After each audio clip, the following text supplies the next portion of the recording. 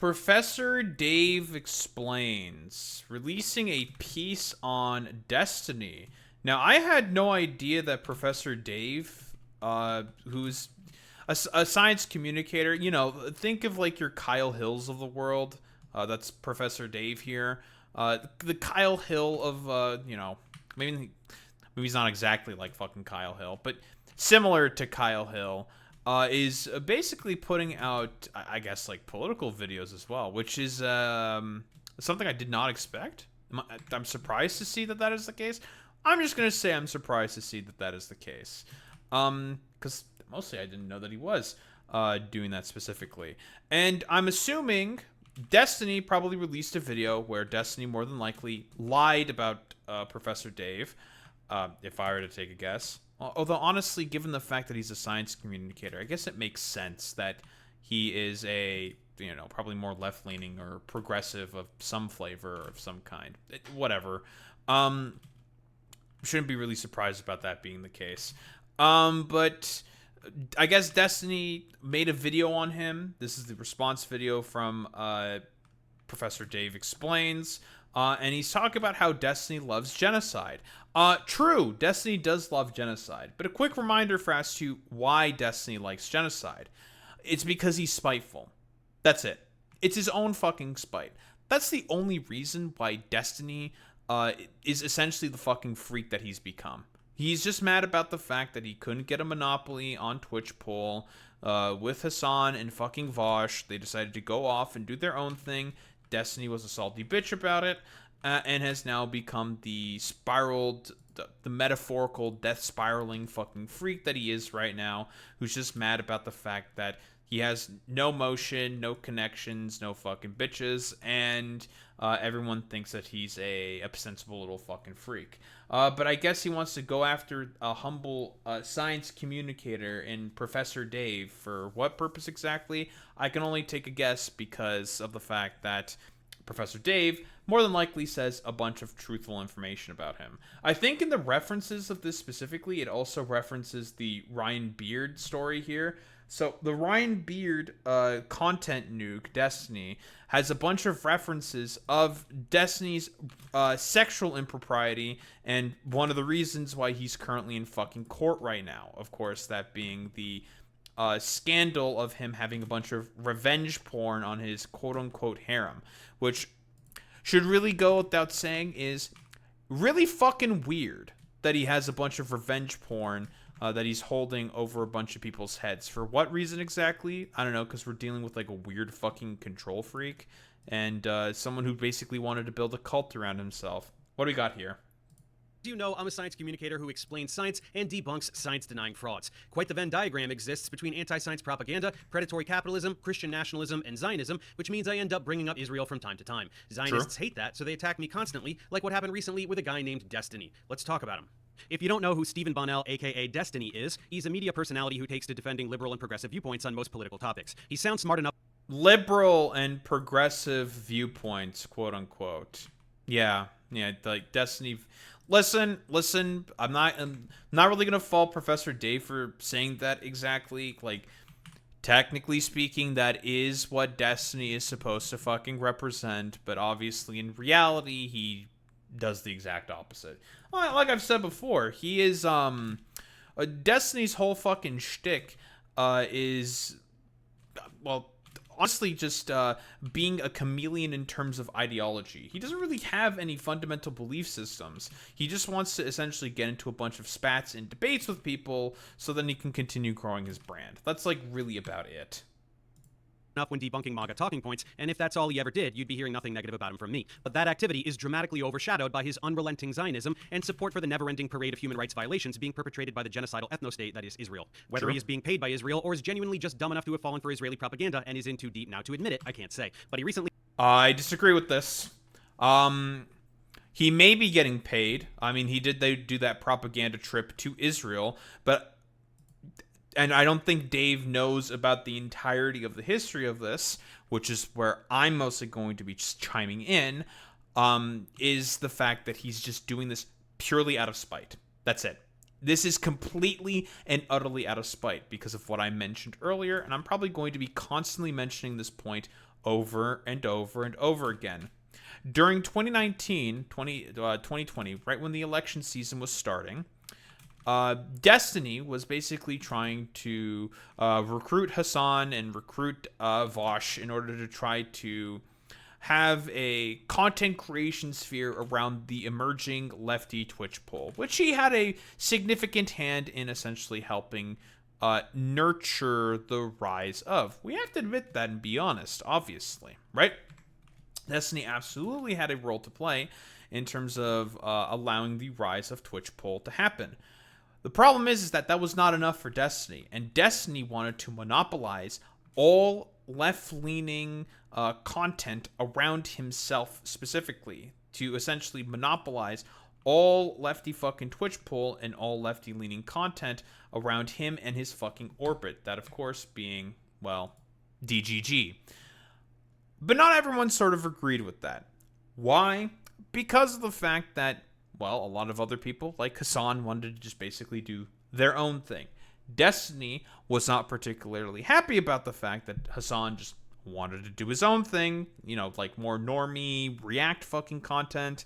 And as a result, basically had to come up with like a pathetic excuse over Kamala Harris's like truancy policy in order to cut off the sort of, I was going to say like metaphorical tie that he had with Hassan. But it was essentially just an excuse for Destiny to come up with like literally any reason possible to just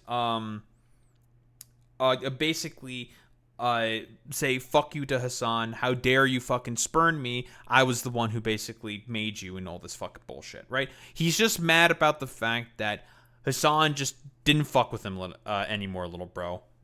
That's literally it. And has, as a byproduct for the past about 7 years now, been on this like completely spiteful fucking maelstrom against anyone that's on the left. And this is not like the first time. I mean, he's been hysterical about Vaush. He's been hysterical about Hassan. He's been hysterical about every sort of left-leaning content creator that he has essentially spurned because of the failure of the monopoly that he tried to build around himself. Because nobody wanted to fucking do that shit. So much so to the point that now he has a fucking revenge porn case against him. Very, very fucking cool. And so, as a byproduct of that, that is the reasoning for as to why Destiny sort of engages with lefties in the way that he's doing now. Apparently, he's now engaging in his anti-lefty arc number 2. Why? Because he's a fucking freak. Yeah, because he's a fucking freak and he has no fundamental better content to be making right now. Decided to poke the hornet's nest by doing a particularly slanderous live stream about me, accusing me of being a Jew-hating neo-Nazi. It's called Professor Dave Goes Mask Off, and the thumbnail says, "These fucking Zionists," where Zionists is covering the word Jews, implying that I really just hate all Jews. Yeah, man. Again, it's very funny how fucking Destiny will accuse people of being anti-Semitic, but then will always do the same fucking Zionist fucking conflation between Judaism and fucking Zionism. I don't know how many times this has to be said to you freaks, but the reason for as to why there's a massive increase in terms of anti-Semitic attacks happening in not only the West, but throughout the entirety of the world, is because of the actions of Israel and this fucking constant fucking conflation that you freaks keep doing between Jews and fucking Zionists is not safe for fucking Jewish people. It only puts them in more fucking danger. But of course, do any of these people care about that? No. In it, he is reacting to my third and most recent video exposing Avi Loeb, the astrophysicist and charlatan, in which, amidst breaking down his endless lies about science, I point out yet again in passing his ties to the Zionist lobby and how he employs Zionist tactics of gaslighting and playing the victim to deflect when his fraudulence is exposed. Damn, it's almost as if, again, this is where the intersection between leftism and science communication, generally speaking, happens, because it turns out a lot of these people will act like weirdo fucking freaks. Play you Destiny's intro stinger to his video so you can get a sense of it. The blatant manipulation, opportunism, and perpetual victim complex is par for the course when dealing with disgusting Zionist frauds like that. Anyway, as much as they want, and if anyone exposes those lies, they're automatically an anti-Semite. What, bro? This guy reaches so hard. Holy shit, he's obsessed. I'm not sure if you noticed, but the whole world despises your ideology. The world knows your gaslighting and your Hasbro tactics. Shouting anti-Semitism and everyone hurts your feelings is just going to instantly minimize tenfold. So keep it up, you worthless Zionist. Because Destiny, since you yourself are also a far-right little freak, it turns out that if people are using the exact same sort of rhetorical tactics and strategies as the far right, especially for left-leaning fucking science communicators, they're going to call that out. But you're okay with using far-right fucking tactics and rhetoric because, again, for you, you're fundamentally speaking just a fucking grifter who just wants to have the argument for the sake of having the fucking argument. You're not actually interested in any sort of, like, principled fucking engagement to try to reach the truth, which is what he originally started to say with his sort of, like, desire to want to become the debate pervert that he is now. I chill. And I didn't mention Judaism. I said Zionism. Get a grip. This kind of like rhetoric right here, even though you don't. This is Nazism right here, right? Deception and victimization are like the two key pillars of kind of neo-Nazi belief. It's the idea that Jews are secretly behind the scenes controlling everything to deceive you, and they deceive you about that. That's not what I like. Even though that fucking sting that you're saying right there, Destiny. Like, God, this is so fucking anti-Semitic from Destiny, dude.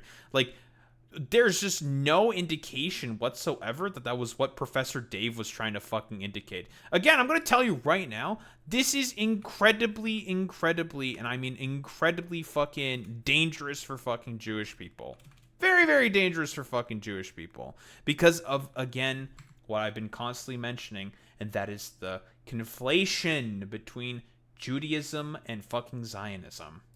Control, and then the self-victimization is they constantly harp about the Holocaust. Oh my God, we get it. The reason why they have to harp about the Holocaust is because they have to center their victimhood so that they have an infinite blank check basically to deceive you and to control society. It's kind of crazy to do this, but whatever. Yeah. Well, as expected from Destiny, he fucking just parrots all the Zionist fucking talking points. Whoa, shocker.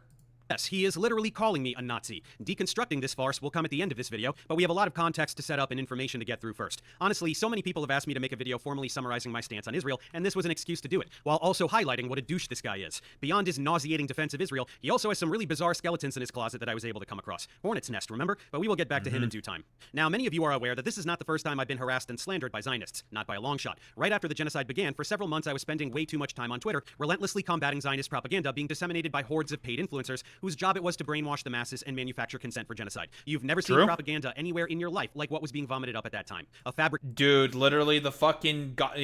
I was about to say the fucking 40 goddamn babies fucking goddamn bullshit, which has been disproven, and that was shit that was being parroted by the New York fucking Times, dude. Yeah. But I guess, like, Destiny actually unironically believes that because, he wants to be spiteful against lefties. Yeah, because he wants to be spiteful against lefties. Fabrication of 40 beheaded babies, which Joe Biden himself publicly claimed to have seen photographic evidence of, only to later walk back and admit that no such evidence exists, since it's not a thing that happened. Oops. Fabricated claims of a baby being cooked in an oven. Endless claims of rape, when in fact it is Israel that systematically rapes Palestinian prisoners in the most brutal... Again, this is all the exact same fucking bullshit that the United States of America, as well as the rest of the world, well, mostly... just the United States of America, not the rest of the world. This is the exact same sort of logic that they were trying to do in order to justify, the war in Iraq. Brutal manner imaginable. A behind-the-scenes clip of a Lebanese short film used to claim that Palestinians were faking the war crimes against them, yielding the birth of the disgusting term Pallywood. Claims of immense networks of Hamas bases underneath hospitals to justify the bombing of every single hospital in Gaza. Dude, this fucking dumbass animation, it's so fucking stupid, man. Only to provide zero evidence of such bases after the fact, except a few planted guns several hours after entering and a list of terrorists that was really a calendar. A tidal wave of lies in the form of social media activity that was viewed by many millions of people. Endless dehumanizing rhetoric to garner support from the West for a totally pre-planned campaign of ethnic cleansing and land theft. At any rate, influencers were being paid to disseminate the narratives that the state had settled on each day. I was shitting all over these disgusting frauds day and night for several months, and the wrong people noticed, so they dogpiled on me and got my account suspended. People often note that you can find some really egregious anti-Semitism on social media, so my tweets must have been even worse than those of actual Nazis in order to merit suspension. But those people... Yeah, why am I not surprised? Well, then again, in reality, Zionists fucking love Nazis because they can just essentially use them as, like, a way to say, like, look, see, this is why we need to continue doing our ethnic cleansing within Palestine because look at how stinky and mean and evil these Nazis are. It's like, okay, yeah, Nazis, obviously fucking bad. No shit. Everyone fucking agrees with that. But that doesn't mean you can continue doing, like, the strange campaign that you fucking weirdos are doing in terms of the justification of the ethnic cleansing and campaign that you're doing against the fucking Palestinians. This is how any of this works. Like, you will begin to lose more and more, like, legitimacy as a state because you keep just justifying the the fucking evils that you guys pretend to dislike so much. Like, God, you people are like... Have I ever mentioned how much I really despise fucking Zionists and Zionism? Are very confused. Zionists love anti-Semites. They quietly celebrate their presence on social media because... Dave, it's almost as if... I think our brains might be connected. I don't know, I'm just saying, bro. Their existence fuels Israel's victimization narrative. Israel can bomb anything they want, shoot any child in the head, steal any land, but they will always continue to be the victims. Scary anti-Semites who want all Jews to die, whether a particular instance being referenced is real or not, are a key facet of this narrative. So that's not what gets targeted for suspension. What gets targeted is anyone who is effectively combating and exposing the state-sponsored Hasbara narratives, which I was doing with a passion. So I was booted from the platform, which honestly was a relief more than anything else, as this activity was starting to take a toll on my emotional well-being, and then their campaign to smear me began. First, the social media activity. This actually started before my account was terminated. Hundreds of tweets like this, very obviously scripted and disseminated for all the lemmings to copy and paste. Whoa, oh no, it's all the fucking goddamn same bullshit from all these, like, propagandist fucking weirdos. Oh, what a shock. Pretending to have been followers of mine. Regrettably, they must unfollow because I'm a Nazi. It's all quite unconvincing. I'm sure, man. They do this all the time. You can always find clusters of scripted copy-paste tweets like... Yeah, by the way, these guys are all a bunch of far-righters. Captive Dreamer, Ian Miles Chong, all these motherfuckers. Far-right weirdos. Destiny, I wonder why you keep parroting all of the exact same fucking propaganda that all these far-right weirdos keep saying. Well, why do you keep fucking saying that stuff? It's a little strange, dude. This recent campaign that Destiny would probably enjoy. Then came the harassment on YouTube. Thousands, and I'm not joking, literally fucking thousands of these for weeks. These came from the bot farms that Israel employs to shift the narrative on every platform they can. Optics are everything, and even this very blatant artificial activity can skew things in their favor to some degree. But that's just the beginning. Organizations like StopAntisemitism.org and Canary Mission are a form of weaponized retaliation. By the way, those guys, the people who run those accounts are Nazis themselves. Against those who speak up for Palestine on social media. I was named Anti-Semite of the Week, along with countless actors and activists like John Cusack, Susan Sarandon, Mark Ruffalo, Roger Waters, Cynthia Nixon, Greta Thunberg, Bassem Youssef, Mamdani, of course, basically anyone who draws significant attention to Israeli... Yeah, by the way, notice how those people are actually just a bunch of left-leaning people and not actual, like, anti-Semites, which tend to be on the right. It makes you think. Makes you curious, doesn't it? Crimes against humanity, thereby posing a challenge to the Hasbara narrative. You know, horrible, vile anti-Semites like Miss Rachel, the children's content creator who scandalously requested on social media that Israel stop bombing children, and who can be found singing songs with Palestinian double amputee toddlers. How dare she do that? How dare she humanize children who have had their legs blown off by inhuman monsters? As part of these smear attempts, founder of Stop Anti-Semitism, Leora Rez, and other wastes of human life enact brutal campaigns to ruin the lives of whomever they target, doxing them, and doing whatever they can to get them fired from their jobs, especially for medical professionals. For me, there was not much they could do. I'm self-employed. They tried to smear me on LinkedIn, but nobody gave a shit. Eventually, they move on. But perhaps with how much I've finally been talking about Israel in my YouTube content, as opposed to simply tweeting about them, a second wave of attention is coming my way. To demonstrate how no amount of criticism of Israel will ever be enough, we're going to talk a lot about how awful Israel is. Truly, they are the most potent force of pure evil in the world since the Nazis, ironically. The level of disdain they have for human life is beyond comprehension. Not simply the ability to murder tens of thousands of children like they're termites, but the delight they express in doing so, and the overwhelming support... By the way, that's the numbers that we do know of in terms of tens of thousands of people that have been killed. We have no idea what the accurate numbers are going to be in terms of the amount of casualties that Israel has killed, because Israel's not going to allow any international organization to do any of the counting. Which, again, you know, I'll keep saying this constantly till the cows come home, because I don't give a fuck about Destiny. He's a stupid little far-right freak. Destiny, you're supposed to be someone who's a liberal. You're supposed to care about liberal international law and the liberal international order. Why the fuck do you keep supporting an illiberal state like that of Israel? It makes you think, doesn't it? But again, we're talking about Destiny here and the collection of far-right freaks. I'll say the far-right freaks. I don't really give a shit. The collection of far-right freaks that basically exist around him because, well, it's a cult, guys. It's unironically just a cult. Support that is expressed by Israeli citizens for this genocidal activity. More than 80% of Israelis support the complete annihilation of the Palestinian people. It is a twisted, psychotic society that celebrates the destruction of innocent human life. They proudly announce it openly, their desire to wipe Palestinians and other Arabs from the face of the earth. They sure do. Yeah, Daniela Weiss, again, has been interviewed by Louis Theroux and other documentarians. She is particularly fucking psychotic. אבל בוא נאמר ככה, הצבא צריך לגמור כמו שעבד בצפון, הוא צריך לעבוד בדרום, ולהשאיר את עזה ללא ערבים, ולהקים... Again, she's making it extremely fucking clear what her position is. to do ethnic cleansing. She just wants to fucking kill Palestinians. That is literally it.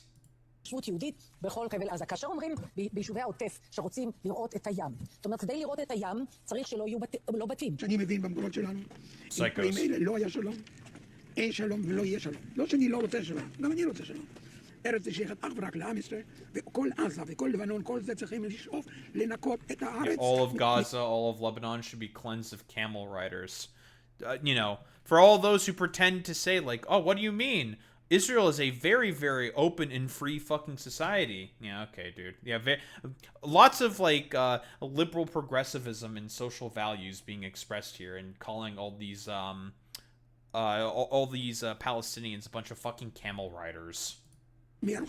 Is I don't care about Gaza. I literally don't care. For all I care, they can go out and swim in the sea. ICC warrant on this motherfucker. אין חשמל, אין מזון, אין מים, אין דלק. Oh, also, and by the way, who Ela Klein said is actually a pretty good guy. הכל סגור. אנחנו נלחמים בחיות אדם, ואנחנו נוהגים בהתאם. עזה לא תחזור להיות מה שהייתה, וחמאס לא יהיה. חסל את הכל. שחיילי צה"ל הם מעל הוויכוח הזה, ואי אפשר להאשים אותם מה שנעשה בעזה, חבל שלא נעשה גרוע יותר. אין בלתי מעורבים. כל מי שיעמוד בפניו וירצה לחבל במדינת ישראל, כולל לכם, אם הם ישלחו ילדים, ישתמשו בילדים, יצטרכו גם להרוג אותם כי אין ברירה.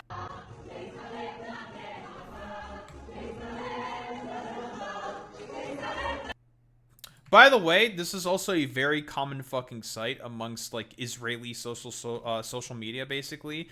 Them essentially just like, oh yeah, dude, we just want to fucking murder all the Palestinians. Yeah, we don't give a fuck. Fuck you. We just want to fucking kill all of you.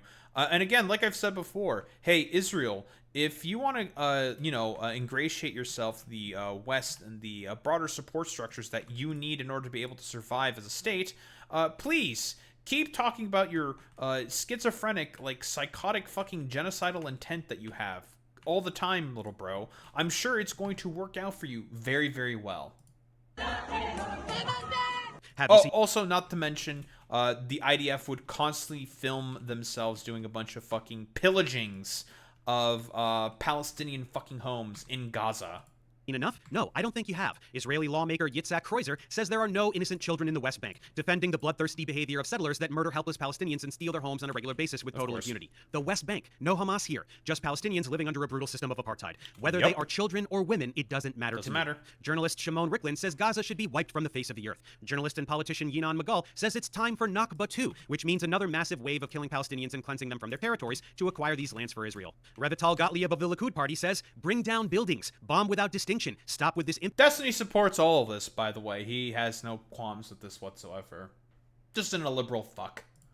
You have ability. There is worldwide legitimacy. Flatten Gaza without mercy. This time, there is no room for mercy. You think this hatred is reserved only for Palestinians? Think again. Israeli Minister of National Security Ben Gvir says that for every tear of an Israeli mother, 1,000 Lebanese mothers must weep. All of Lebanon must burn. Are you fucking listening? All of Lebanon must burn? This is not Israel-occupied Palestine. This is a sovereign nation with territory that Israel has lusted after since its inception, and which it is currently successfully stealing. But back to Gaza, Israeli military official Eliyahu Yassian says... And by the way, real fucking quick, not only are the United States as well as the Israelis are now trying to foment between the puppet government that exists within Lebanon.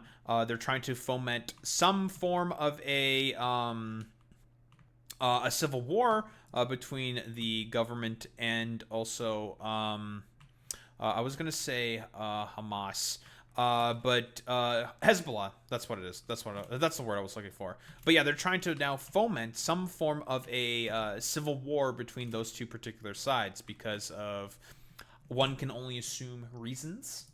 There is no population in Gaza. There are 2.5 million terrorists. There is no meaning to giving them warning missiles. Israeli politician Moshe Feiglin states outright that Hamas is not the enemy. It's every child in Gaza. Every child. Toddlers. Babies. Babies are terrorists. Anyone who would say this is a sadistic monster. There are entire databases filled with hundreds of instances of very clear incitement to genocide. They openly announce that they intend to commit genocide. Not just random nut jobs on social media. Israeli officials, legislators, military personnel, decision makers, they all state this openly, the desire to completely wipe out the Palestinian population. Take a second and read this crap. This is a drop in the bucket. You listen to any of these assholes for long enough, you get some shit like this about human animal. You listen to their fucking Knesset because I've listened to a couple of their like sessions within the Knesset. They're just psychos, man. Like, you can't negotiate with these people. You cannot. The only thing that you can do is to just completely cut them off from the rest of the world. Sorry, Israel. Like, it is what it is. Like, if you guys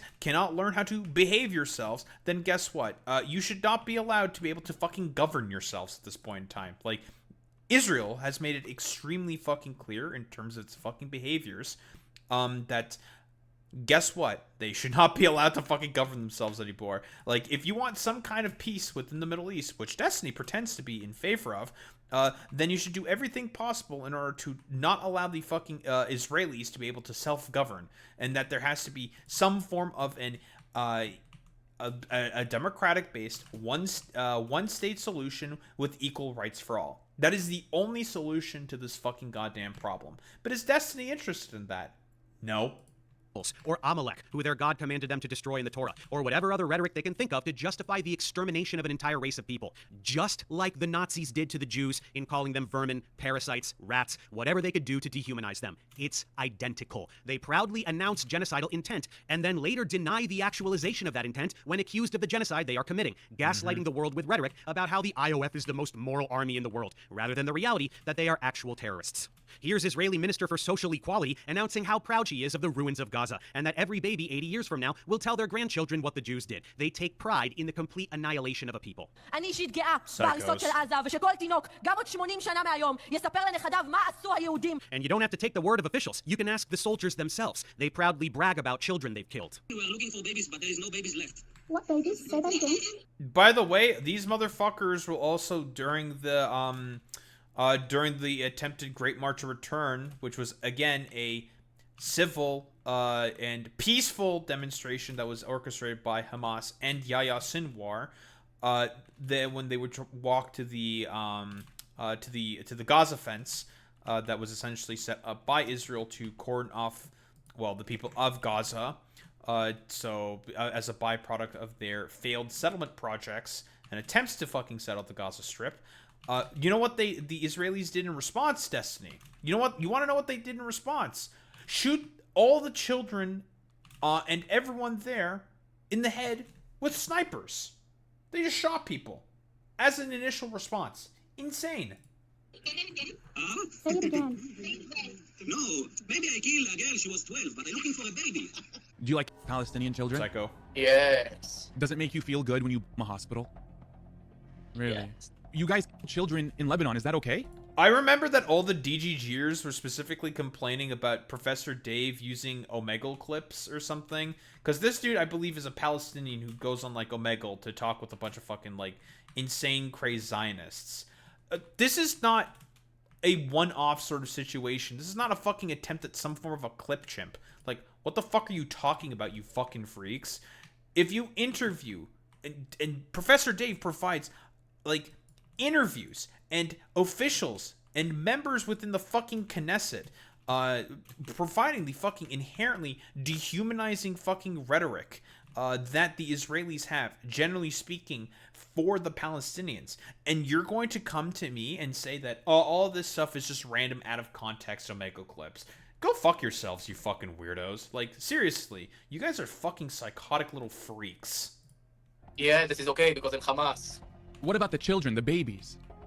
The babies is good too. Really? In Lebanon? Yes, in Lebanon, in Gaza, in Iran.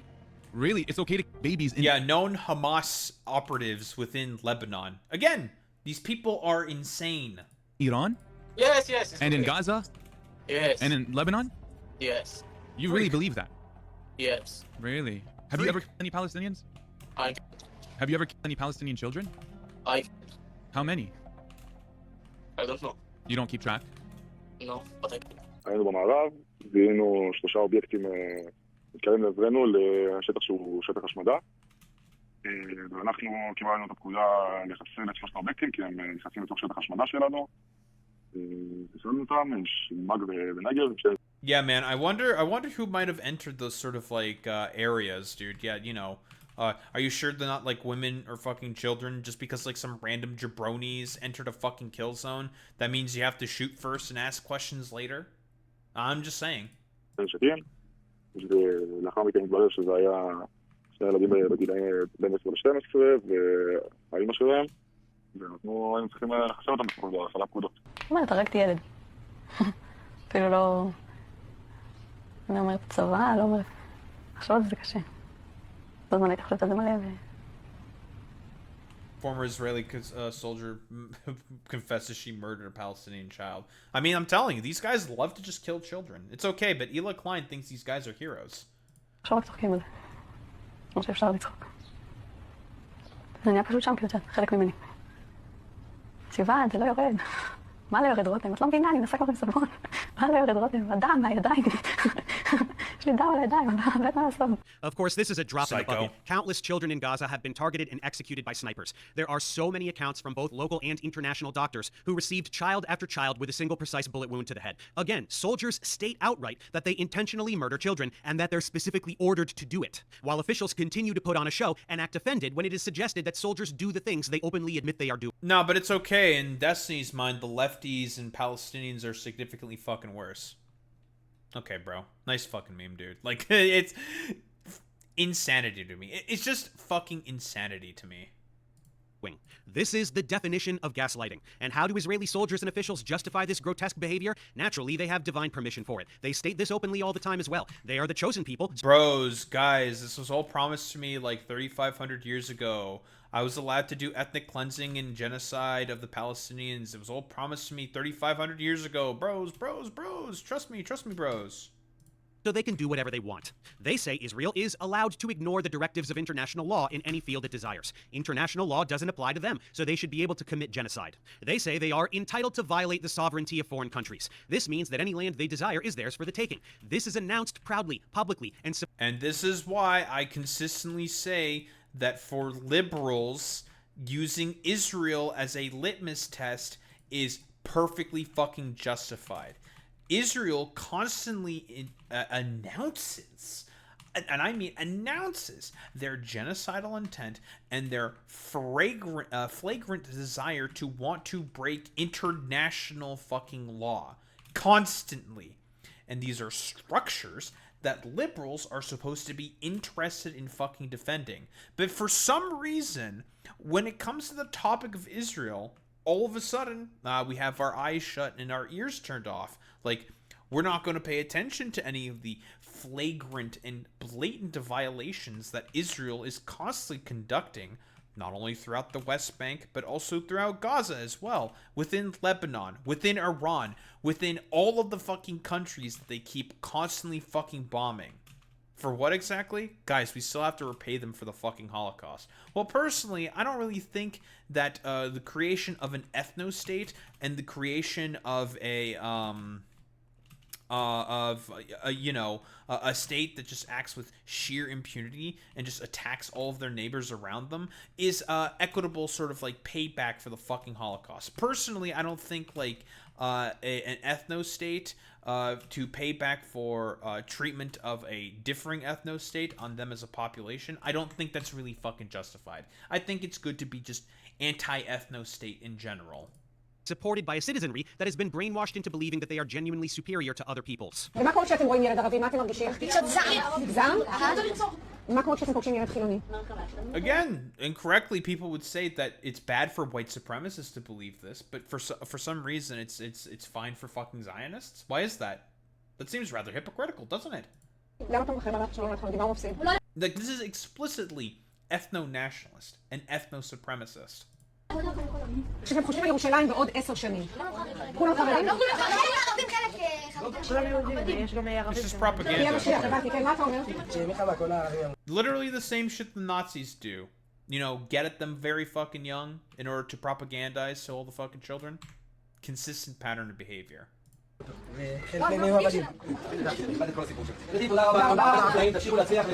Arabs will be slaves. They are inferior. Babies are terrorists. This is Israel. This is not some fringe political group. This is the whole fucking country. This is how they justify the slaughtering of countless innocent people, a thing that has been going on for almost 80 years now, but never with such ferocity as the past 2.5. And because the media will never show you these victims or describe their slaughter with accurate language, I will. This is who Israelis are talking about. Look at these people. Look at these children. That anyone could look at these children and call them terrorists that deserve to die is beyond... Sorry, I am the dumb fuck DGGer, and I'm just going to say that you're specifically trying to make an appeal to emotion here. This is a logical fallacy. You can't be doing that. Comprehension. Israeli officials who carry out this activity are rotten to the core and beyond saving. They are twisted and evil. But any member of the global public that can listen to these politicians or their puppets on social media say these things and look at these children and remain resolute in supporting Israel is also a lost cause. Anyone who supports Israel is either completely brainwashed or a racist piece of shit. They bought into the brown people bad narrative that has been pushed in the media and entertainment for decades in order to justify American imperialism in the Middle East. They fell for precisely the same dehumanizing rhetoric that led to the Holocaust. If you support Israel, you are a Nazi. There is no meaningful distinction between support for Israel today and support for Nazi Germany in the 1930s and 40s. True. Given the age we live in, the horror show that is this genocide can be viewed by anyone with the courage to see it. It is the first genocide in history that has been broadcast globally in real time on a daily basis. It is undeniable unless you deliberately look away. So-called liberal Zionists, which is an oxymoron, are in denial of this reality. Their everyday lives consist of endless mental gymnastics to avoid witnessing the carnage. Their social media feeds are filled with propaganda peddlers, convincing them that none of it is real. Genocide isn't real. If you don't go and look at it yourself, then you can pretend it doesn't exist. Well, I'm going to show you... And like I said before, like I've said this before about like all these like liberal fucking Zionists. They're just lazy on purpose because you have to be lazy on purpose. And again, like the broader sort of like liberal constituency that exists throughout the United States of America, they're starting to wake up and see exactly what Israel is and what exactly Israel has been for the past fucking 80 years. And it turns out they're not big fans. To the best of my extremely limited ability, what is happening. This video almost certainly will not be monetized. I'm fully aware of that, and I don't care. But I can't show you the true extent of the carnage, as that would violate YouTube's community guidelines, and my channel could get deactivated from a single violation of this nature. This means that while I can tell you about archivegenocide.com, and I can take select clips from there to place in this video, I can't show you the thousands upon thousands of videos of Palestinian children lying dead in a ditch with their guts. Yeah, because I would assume there's highly fucking graphic stuff. I mean, there's a bunch of stuff that you could display about Palestinians being... within hospital beds, like maybe not like missing limbs. That would probably be too far also for fucking YouTube. But you can like see all of the fucking Palestinian children bloodied and crying in hospital beds. This is the stuff that Destiny's okay with. Pouring out of their abdomens, of Gazan parents clutching the lifeless bodies of their progeny in their arms, crying out to their God with a despair that haunts me every time I look at my own children. And I certainly can't show you what was never even captured. The countless bodies instantly vaporized. The countless bodies still trapped under rubble that will never be recovered. The countless bodies with limbs zip-tied and shoved into mass graves, with dirt... Which is why, again, like, the official narrative says that it's about 73,000 Palestinians have died as a byproduct of this genocide. Which is, again... That's what's officially being reported, so it is fair to say, like, this is what's officially being reported, but in reality, it's definitely not the case. It's definitely much fucking higher. Bulldozed on top of them, often still alive, shrieking as they get their last glimpse of daylight. There is no way for me to physically illustrate for you the true extent of this genocide. And that brings us to the main point of this video. Dickheads like Destiny deny the fact that Israel is committing genocide. This is beyond comprehension. Any honest person with the courage to look can instantly see what has been going on in Gaza. Well, then again, like I've said before, Destiny himself is not interested in looking because of one reason and one reason only, because of the fact that he's a spiteful loser against the left. I'm not 100% certain if Destiny gets paid by Israel. I don't think Destiny gets paid by Israel. What I do think is the case is that he's such a spiteful fucking loser that he's willing to just be like, yeah, I'm willing to excuse a genocide if it means I can get a fucking dig at the left. That is Destiny in a nutshell. Nothing but spite. For nearly 3 years now, and it is objectively genocide. Anyone who wants to complain about how woefully unqualified I am to make that assessment, they can shut their dumb fuck faces, because you don't have to take my... Yeah, fucking Destiny is more equally qualified to talk about the actions of fucking Israel. Yeah, okay, bro. Nice fucking meme. Word for it. Every single human rights organization in the entire world has labeled this a genocide. Let me play a short clip from Mehdi Hassan, since he will be able to get this point across quite succinctly. Gaza has been... sorry, Professor Dave, you can't use Mehdi Hassan. He's clearly a hack and a propagandist for for the I don't know, for Hamas. Clearly he gets paid by Qatar.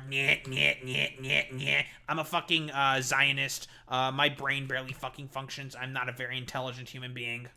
Been cut off from the world for almost 3 years and subjected to war crimes, ethnic cleansing, genocide.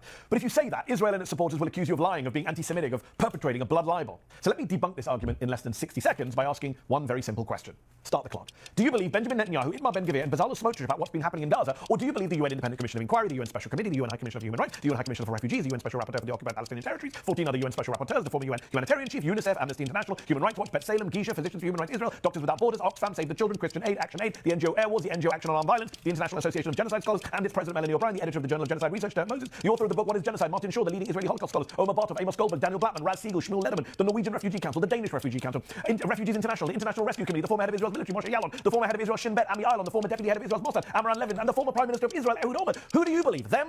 Man, that's a lot of former Israeli officials who are also saying, yeah, this is fucking genocide. And by the way, you want to know why those former Israeli officials are fucking saying that? Because they recognize, at the very least, they have, like, some mind in terms of the fucking politics of the whole situation. And they understand, like, dog, we will not be able to exist as a state because of all of this. We rely on support from the United States and outside of the West in order to be able to exist as a fucking state. If we keep going down along this path, we're only going to further isolate ourselves, and everyone's just going to hate us more and more and more. And our situation as a nation within the Middle East is just going to become more and more untenable. But Destiny's okay with this. And here's the thing, just to add someone just to add to Mehdi Hassan's fucking point, a list of people. You want to know who else has been saying that the actions of Israel are also wholeheartedly unjustified? The wife of God, what's her fucking goddamn name?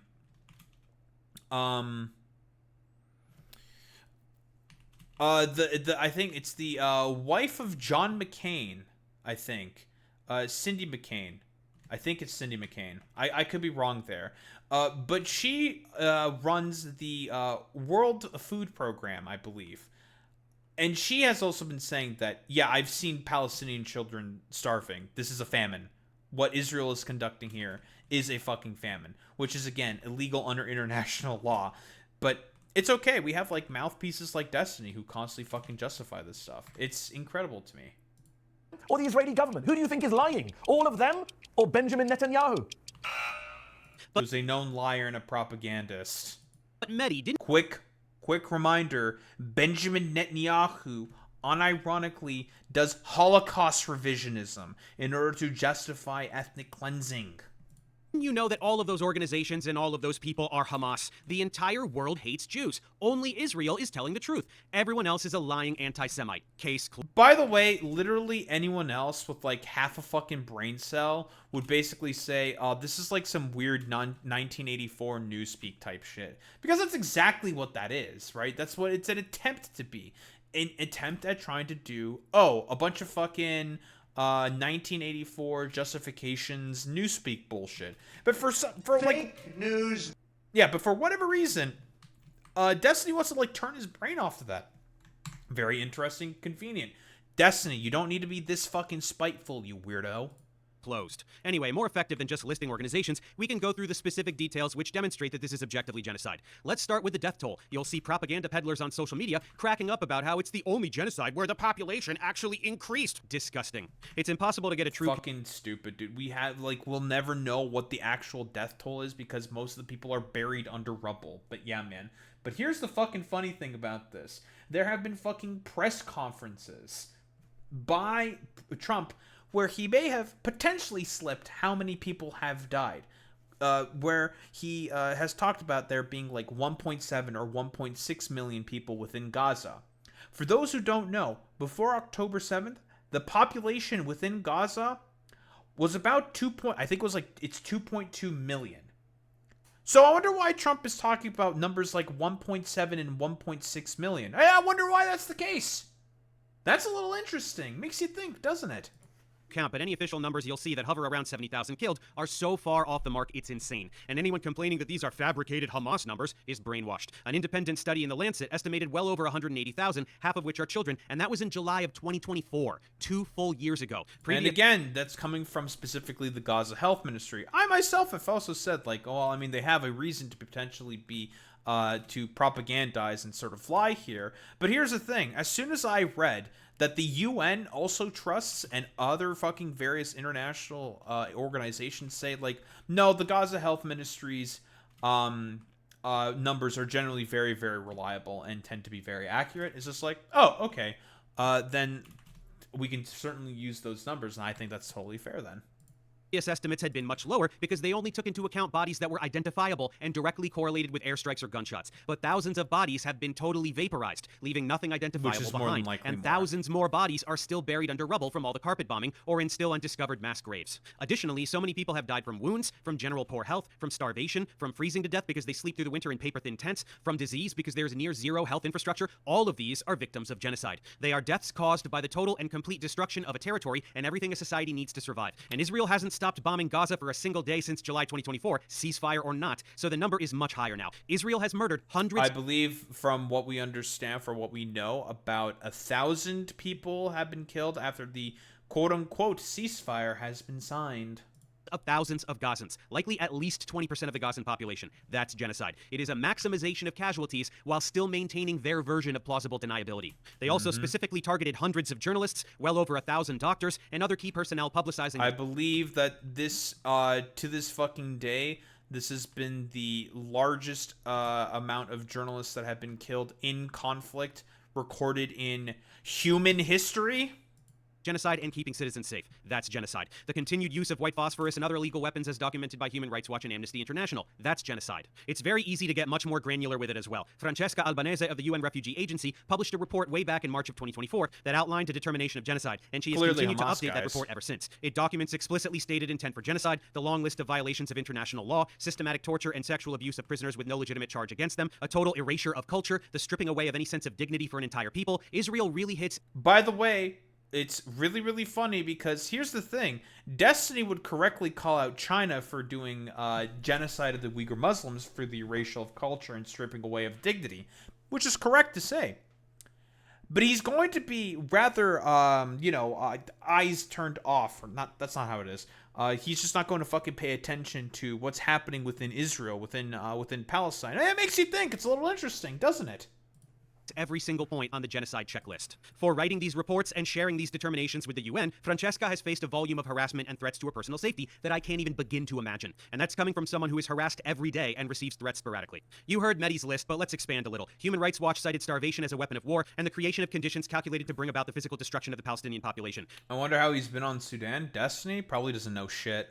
Doctors Without Borders cited the testimonies of doctors reporting that they routinely received children who have been shot in the head or chest by snipers, as we mentioned. UNICEF reported that essentially all of the million or so children remaining in Gaza need mental health and psychosocial support due to immeasurable trauma, especially the thousands who have lost limbs, usually amputated without anesthetic, and those who have lost their entire families. The International Association of Genocide Scholars stated that the legal definition is cleanly met, citing war crimes and crimes against humanity. Jewish Voice for Peace, Amnesty International, even several Israeli organizations. It's a long list of organizations, and the list of criteria that qualify this as genocide is never ending. 90% of Gazans... And again, I'm going to say this consistently for all of you DGD dumb fucks that are inevitably going to come in here.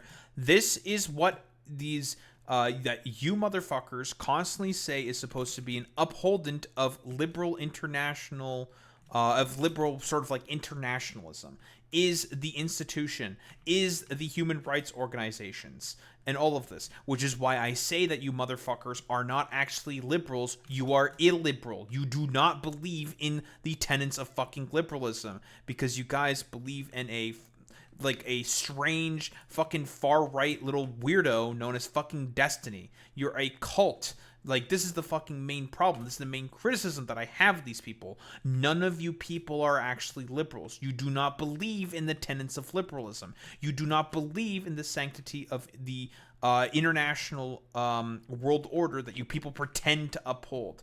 Why? Because you just want to be spiteful against the fucking left.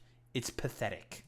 displaced, absolutely all farmland unusable, continuous blocking of humanitarian aid, starvation and life-threatening malnutrition, mass executions of healthcare and rescue workers. Israel is a club of genocide overachievers. If you deny the fact that Israel is committing genocide, you are no different from a climate change denier or an anti-vaxxer or a fucking flat earther. You are denying the very obvious reality that we live in. Did you hear that, Stephen? Then let's talk about the complete demolition of the entire territory. Israel wants people to believe that they're the most moral army in the world, taking every imaginable measure to protect innocent civilians while exclusively targeting filthy Hamas terrorists with laser precision. This is total horseshit. I mean, again, they proudly announced that they want to murder every last child in Gaza, so anyone who believes them when they say the opposite is a moron. But more importantly, there objectively is no precision whatsoever to the destruction in Gaza. More than 78%... These motherfuckers were, for example, complaining about the fact that the United States were not selling them fucking 2,000-pound bombs for them to continue their bombing of fucking children. Again, half of the casualties, women and fucking children.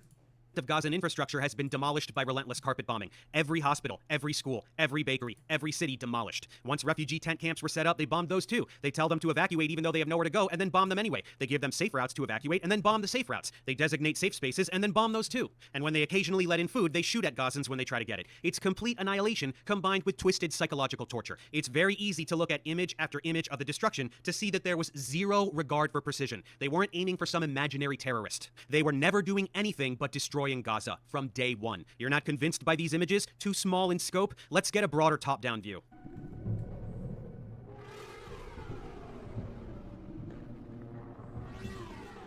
No, but it's okay. Destiny and all of his, like, associated little freaks will say that it's just fake or something. Like, okay, bro.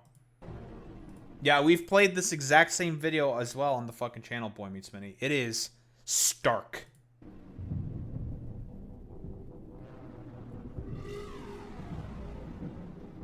By the way, this is something known as mowing the lawn, which is explicitly genocidal in terms of its intent.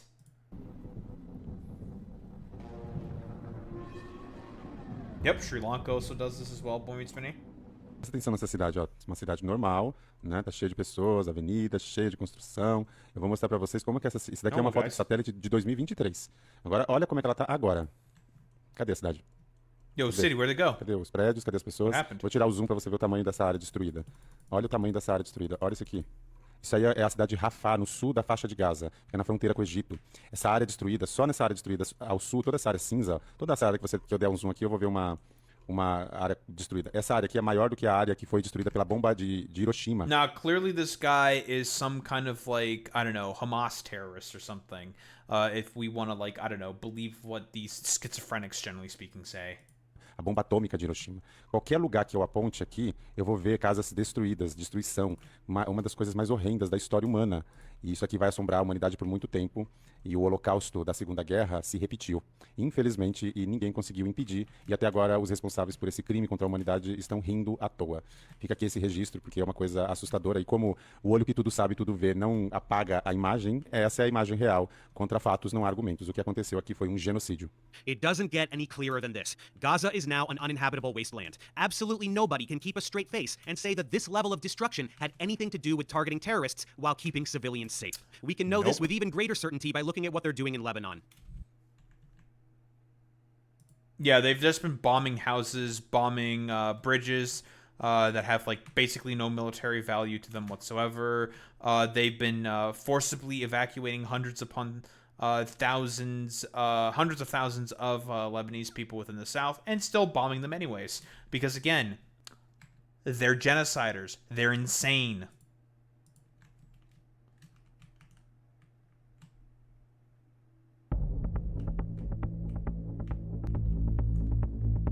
Yo, some ceasefire, guys. You know what they say, guys? There's no ceasefire like an Israeli ceasefire. Village after village, town after town, not individual buildings, the entire town. This has nothing to do with terrorism. This has nothing to do with Hezbollah, whose label of terrorist organization is laughable to begin with.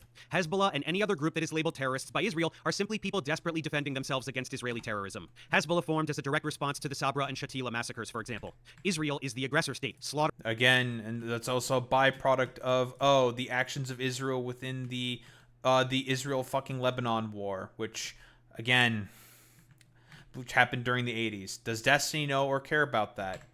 No.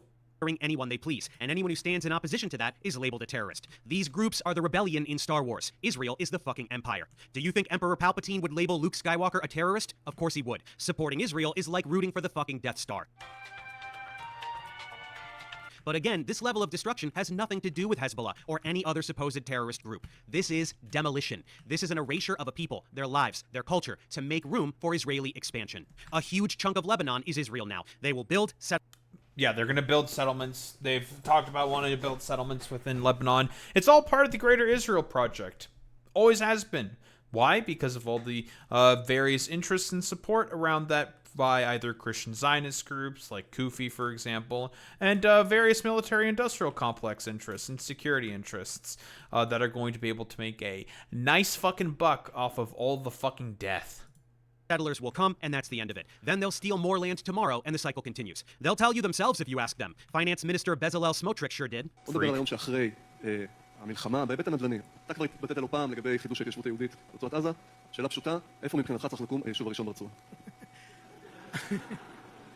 אני מודה שלזה לא ציפיתי, אני מוכן להתחיל מהתוכנית הצפונית, אבל סתם, זה לא מצחיק, יש תוכנית עסקית, תקשיבו לי טוב, יש תוכנית עסקית שנבנתה על ידי האנשים הכי מקצועיים שיש, שנמצאת על השולחן של הנשיא טראמפ.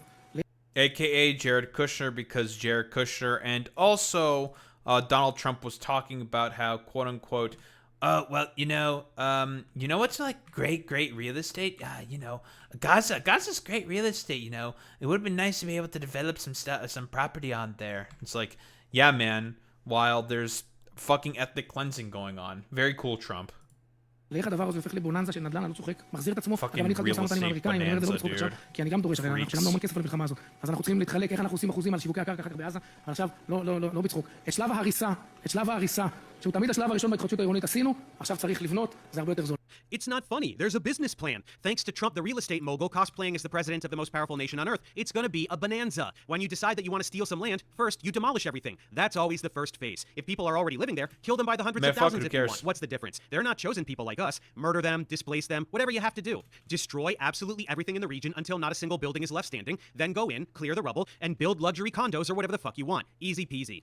Do you understand now what has been happening since October 7th? Do you understand that it was never about terrorists or... Now, let's say, hypothetically speaking, Hamas were to do a terrorist attack against this. Hypothetically speaking, that justifies all of Israel's fucking actions. Destiny, probably. Protecting Israel or getting back hostages or anything of the sort. Not for a single second was it ever about any of those things. Israeli officials didn't give two shits about hostages. They were an excuse to keep bombing. There were deals on the table early on that involved a ceasefire in exchange for all of the hostages being returned, and they refused. Literally, the day after, on October 8th, Hamas offered to return all of the hostages in return of Israel not invading Gaza. Guess what Israel did in turn? Oh, invade Gaza. The intention has always been clear from these fucking freaks. In October of last year, they got all of the hostages back that they didn't kill with their carpet bombing. That still didn't stop them. And I wish I had saved my tweets from early in the genocide, but I didn't, so you'll just have to take my word for it. But I was saying all of this. From day one, I knew that this was premeditated ethnic cleansing and land acquisition, belligerent imperialism in the 21st century. Everything I was saying came true. That Gaza would become Israel, that they would do it to Lebanon too, and I was silenced for it. Anyone who didn't have their head up their ass could smell it, but if you couldn't see what was happening then, do you see? And again, just a quick fucking reminder, the whole point of this and the reason why the fucking attacks by Hamas even happened on October 7th to begin with is for one reason and one reason only. Oh, the Abrahamic Accords, thus making Hamas feel they are in an isolated corner and they need to do something in order to get out, like a cornered animal, and as a byproduct had to do a terrorist attack in order to be able to get out of that fucking metaphorical corner. It's not great that that's what had to happen, but you have to say this. What other choice have they been given? See it now? Smotrich says they paid for this war. They paid money to fabricate pretense for a military operation with the singular goal of clearing out Gaza to keep it, with Lebanon and Syria to follow shortly after. Now that they're most of the way there with Gaza, an American military base is being built within the territory, and plans are underway to round up remaining Gazans and put them into concentration camps while they clear out the rubble and start to build new Gaza. You heard that correctly. Zionist Jews are going to put people in concentration camps. And you heard the other thing correctly too. New Gaza is already being sold to the American public. Jared Kushner, Ivanka Trump's husband and haunted marionette, unveiled the plans for New Gaza, which will be luxury resorts as far as the eye can see, with some land carved out for Trump as a thank you. By the way, this has always been the fucking plan from Jared Kushner for, at this point, decades, ever since accepting that fucking initial deal of Saudi money as well during the first Trump administration. But, you know, whatever. Trump Gaza #1. Let me tell you, folks, it's going to be great. For greenlighting all of this. And guess what? Yep, that's true. Boy Meets Mini. There is a settlement in Syria, aka the Golan Heights, that was also named after Trump as well. Because of Israel. Because Trump was just like, oh yeah, you can have the Golan Heights, whatever. It's just like, oh, okay, cool. But if you were one of those folks thinking that Israel's actions are way over the top, but what are you going to do because October 7th? Well, I'm going to take that away from you as well. Israel almost certainly knew what was going to happen, and they did nothing to stop it. The music festival taking place just 3 miles. Mossad knew about the attacks, and they knew about it for about a year, and they didn't do any preparation for it. From the Gaza barrier was moved there from its original location at the last minute. Military response to initial activity was delayed for hours in a way that is difficult to justify. Israeli soldiers were even ordered to cancel all patrols along the Gazan border on the morning of October 7th, with no justification given. 6:30 בבוקר, 7 באוקטובר, אתה במוצב. אצלנו ה-7 באוקטובר מתחיל לפני 6:30. אני הייתי לוחם במחלקת מרגמות בגדוד 13, גולן. Yes, it was moved there last minute. In every single way, these motherfuckers have been lying about all of their fucking conduct and behavior, Boy Meets Mini. Oh, they have been. ובאותו לילה, אני, יותם סור, הסמל שלי תמר בן יהודה, זיכרונו לברכה, שלושתנו עושים לילה לבן. הרשינו לעצמנו בשבתות וחגים במיוחד, לעשות לילה לבן עד לכוננות עם שחר, ואתם יודעים, יש לנו זמן לישון מחלקת מרגמות, עד לכוננות הבאה. אז ב-5:20 בבוקר, אנחנו יושבים ליד הקשר כדי לא להעיר מאזין, והסמג"ד שלי, ניר בוינפלק, שגם הוא נפצע קשה, וברוך השם הוא שרד, פתאום עולה בקשר בהודעה מוזרה. כל התחנות, לא יודע למה, לא יודע איך, משהו בסגנון הזה, אין סיור בגדר עד 9 בבוקר. באיזה שעה זה? 5:20 בבוקר. כל התחנות נשארים כאן משנה, אז מבחינת קרקע ואויב אין לנו דברים משמעותיים. מבחינת כוחותינו יצאה הנחיה מהחטיבה שעד השעה 9 בבוקר מול הערכת המצב, אף כלי לא מגיע לבורמה. אני חוזר שוב, עד 9 בבוקר מול הערכת המצב, אף כלי לא יורד לבורמה. נמצאים בנקודות זינוק אחוריות, מהנחיית חטיבה, לא יודע בדיוק למה, לא שואל יותר מדי, זאת ההנחיה, זה מה שאנחנו עושים. קצת לפני שהכל מתחיל. Incredible, דופק לנו פרצוף כזה Like, literally, bro is saying and talk about how a lot of the fucking patrols were basically stopped. Yeah, I don't know why. I don't know why these patrols are being stopped. Nah. It's almost as if Mossad knew about this shit happening for about a year, and some of the fucking higher ups within Israel themselves said, like, we can use this to justify the ethnic cleansing. Now, I'm only speculating when I say that specifically, but let's be honest here. Would you really put it past Israel to basically do something like that? I personally would not. מה? ואתה יודע, אנחנו חיילים פשוטים סך הכל, לוחמים, לא מפקדים ולא קצינים שנוכל לשאול שאלות, זו הוראה של הסמג"ד. מקבלים את הפקודה הזאת ולא שואלים שאלות, הורדת פקודה רגילה. ובאמת, אחרי שעה, 6:30, פתאום אזעקות. תראי, אני אגיד לך את האמת, אני חייתי עם זה מה-7 באוקטובר, ומאוד חששתי לדבר על זה, וכשהגעתי לכנסת, זה היה אחרי תקופה ששאלתי כמה אנשי צבא בכירים, מה בעצם קרה שם. והיו כאלה שבהתחלה אמרו לי, תשמע, היה יום צליפה של נ"טים על הגדר, לכן לא רצינו לשלוח חיילים, כדי שלא ייפגעו. ואז עם הזמן קצת נפל לי האסימון, ואמרתי, רגע, אם יש יום צליפה, איך יכול להיות שאני סך הכל 200 מטר מהגדר, לא יודע שיש איום, איך יכול להיות שחברים שלי נלחמים בלי וסט, עם תחתונים וגרביים, ואף אחד לא יודע שיש משהו, אנחנו סך הכל 200-300 מטר מהגדר. ואז זה עוד הפעם ישב לי בראש, ובאמת הזמינו אותי פתאום לכנסת. הרגשתי שזו ההזדמנות באמת לפתוח את הנושא הזה ולדבר עליו ולהבין בעצם מה קרה שם. והנה, את אומרת, כמו שאת אומרת, הרבה אנשים זה נשמע להם תמוה, ומה בעצם קרה שם. ואנחנו עוד פעם חוזרים לזה, ואני אגיד לך את האמת, אני חי עם איזשהו חור במוח, מאז 7 באוקטובר, שמשהו בלב מרגיש לי אני לא יודע מה היה שם, אני רוצה להבין. A little coincidental, no. Bro, even the fucking soldiery themselves, they didn't even understand why they were there. Oh my god, dude. In every single way that this was intended to prompt some form of fucking violent reprisal by Israel. It just was, man. God, in every single way. This was fucking intended by the Israeli state, dude. But it's okay. Destiny's gonna do defense for them because he's like spiteful against lefties or something. Incredible, man. No, beyond this, hundreds of the civilian casualties were the fault of Israel due to both friendly fire from incompetent teenage pseudo-soldiers as well as the Hannibal Directive, which involves killing their own citizens on purpose to prevent their captivity, including a tank firing on a kibbutz.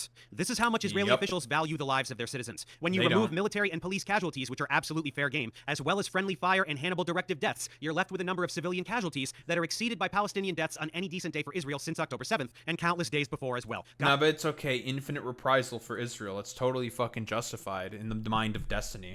Gaza was the most heavily monitored population on the planet. Israel knew that this was their opportunity to get 9/11 levels of support from murdering Arabs, and they took it, plain and simple. Now, if you thought that Israel was only a menace to its Middle Eastern neighbors, think again. Israel is a threat to the United States and every single American too. Let's go over the countless ways that Israel is specifically ruining the US. Let's start with some recent news. Israel is trying to force the United States to formally merge the American and Israeli militaries. Which, by the way, that official part of the NDAA has now essentially passed. And the reasoning for as to why this is happening in particular is for one reason and one reason only. So then there doesn't have to be any more votes within Congress over, guess what? Aid packages, which means it's just a part of the discretionary budget instead. Now, a lot of people have been saying, like, actually, Daho, it's more so about integration of fucking cybersecurity and other fucking interests like that. It's just like, oh, really? That's what they're fucking going with? That's what you're going to go with. Saying that it's all about just, like, integration of, like, cybersecurity and also not about the sharing of fucking resources between the fucking militaries. Oh, really? We're going to go with that pitiful fucking excuse. Yeah, okay, dude. And what do you think is exactly going to be intended with this quote-unquote fucking sharing? Well, what do you think is going to be the intentions of that? You know, yeah, the cybersecurity's already been integrated for decades anyways. Like, it's not about cybersecurity. It's, again, it's an attempt to essentially just have, or to not have Congress vote anymore on aid packages, making it such that it's only a part of the military budget instead, which has been constantly fucking increasing over and over and over again. And, you know, part of a fucking sovereignty argument. It makes it such that it is harder for people to protest over. That's the point. And because we all know, for example, with the fucking TikTok ban that happened, which was a bipartisan effort. Thank you, Joe Biden, you fucking moron. We know that the whole point of that TikTok ban was essentially an attempt to try to shut down organizations being done by pro-Palestinian fucking activists. They said that much in leaked phone calls. But whatever, nah, actually it's for something different. Fucking nice meme, dude.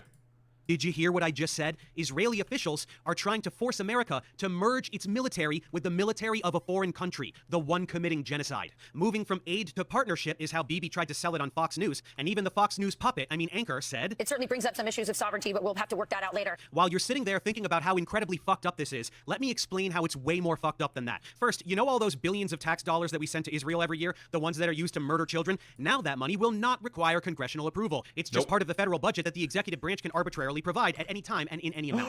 Oh my god, that's what I said. Whoa. No need for congressional oversight. No need for the Leahy Act. No need for any of the other fucking checks and balances. Nah, if the president just wants to, on a whim, send a bunch of money to Israel, or the Pentagon or Secretary of Defense wants to just do that, they just can. They just can. Fuck it. Who cares? Who cares about what the fucking people think? Nah. The people? Who gives a fuck about them?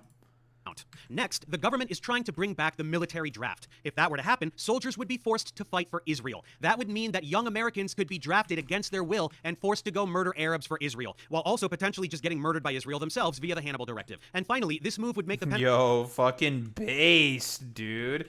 Destiny, this is what you want, dude? You want a bunch of American citizens to just basically,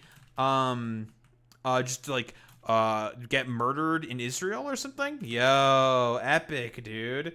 Yeah, it's gonna jack up inflation. They got the fucking money printer, the Chica meme, you know, with the money fucking printer shit, and it's just like, okay, dude, this is what Destiny's in support of, guys. He loves this stuff.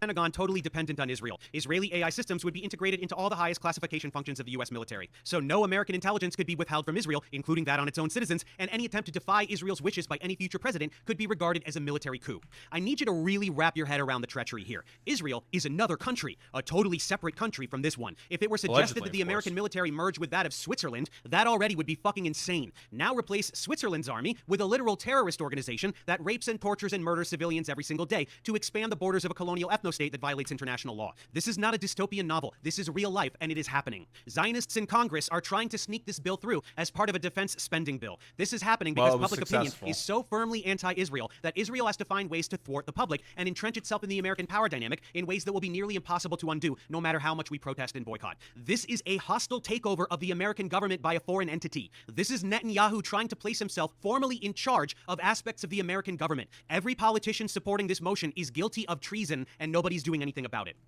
What's next? Which is pretty much every single fucking, like about half of the Democratic caucus and pretty much every single fucking Republican within the House. Because that shit fucking passed with about, like, what, 314 votes to about 111? Something like that? I think was the total vote count. Yeah, treasonous. Well, it is common knowledge that Gaza is a testing ground for experimental weapons. New weapons are routinely tested on Palestinian guinea pigs. Who will they be used on next? Whoever Israel wants, including American citizens. The techno-fascism that is taking over the American government is nearly indistinguishable from the Zionist lobby. Take a look at Palantir, co-founded by Peter Thiel and Alex Karp. Viewers of my channel need know... Who, guess what? Have a lot of investments within Israel. I wonder why they have a lot of investments going on within Israel. Because it's meant to be a fucking testing ground.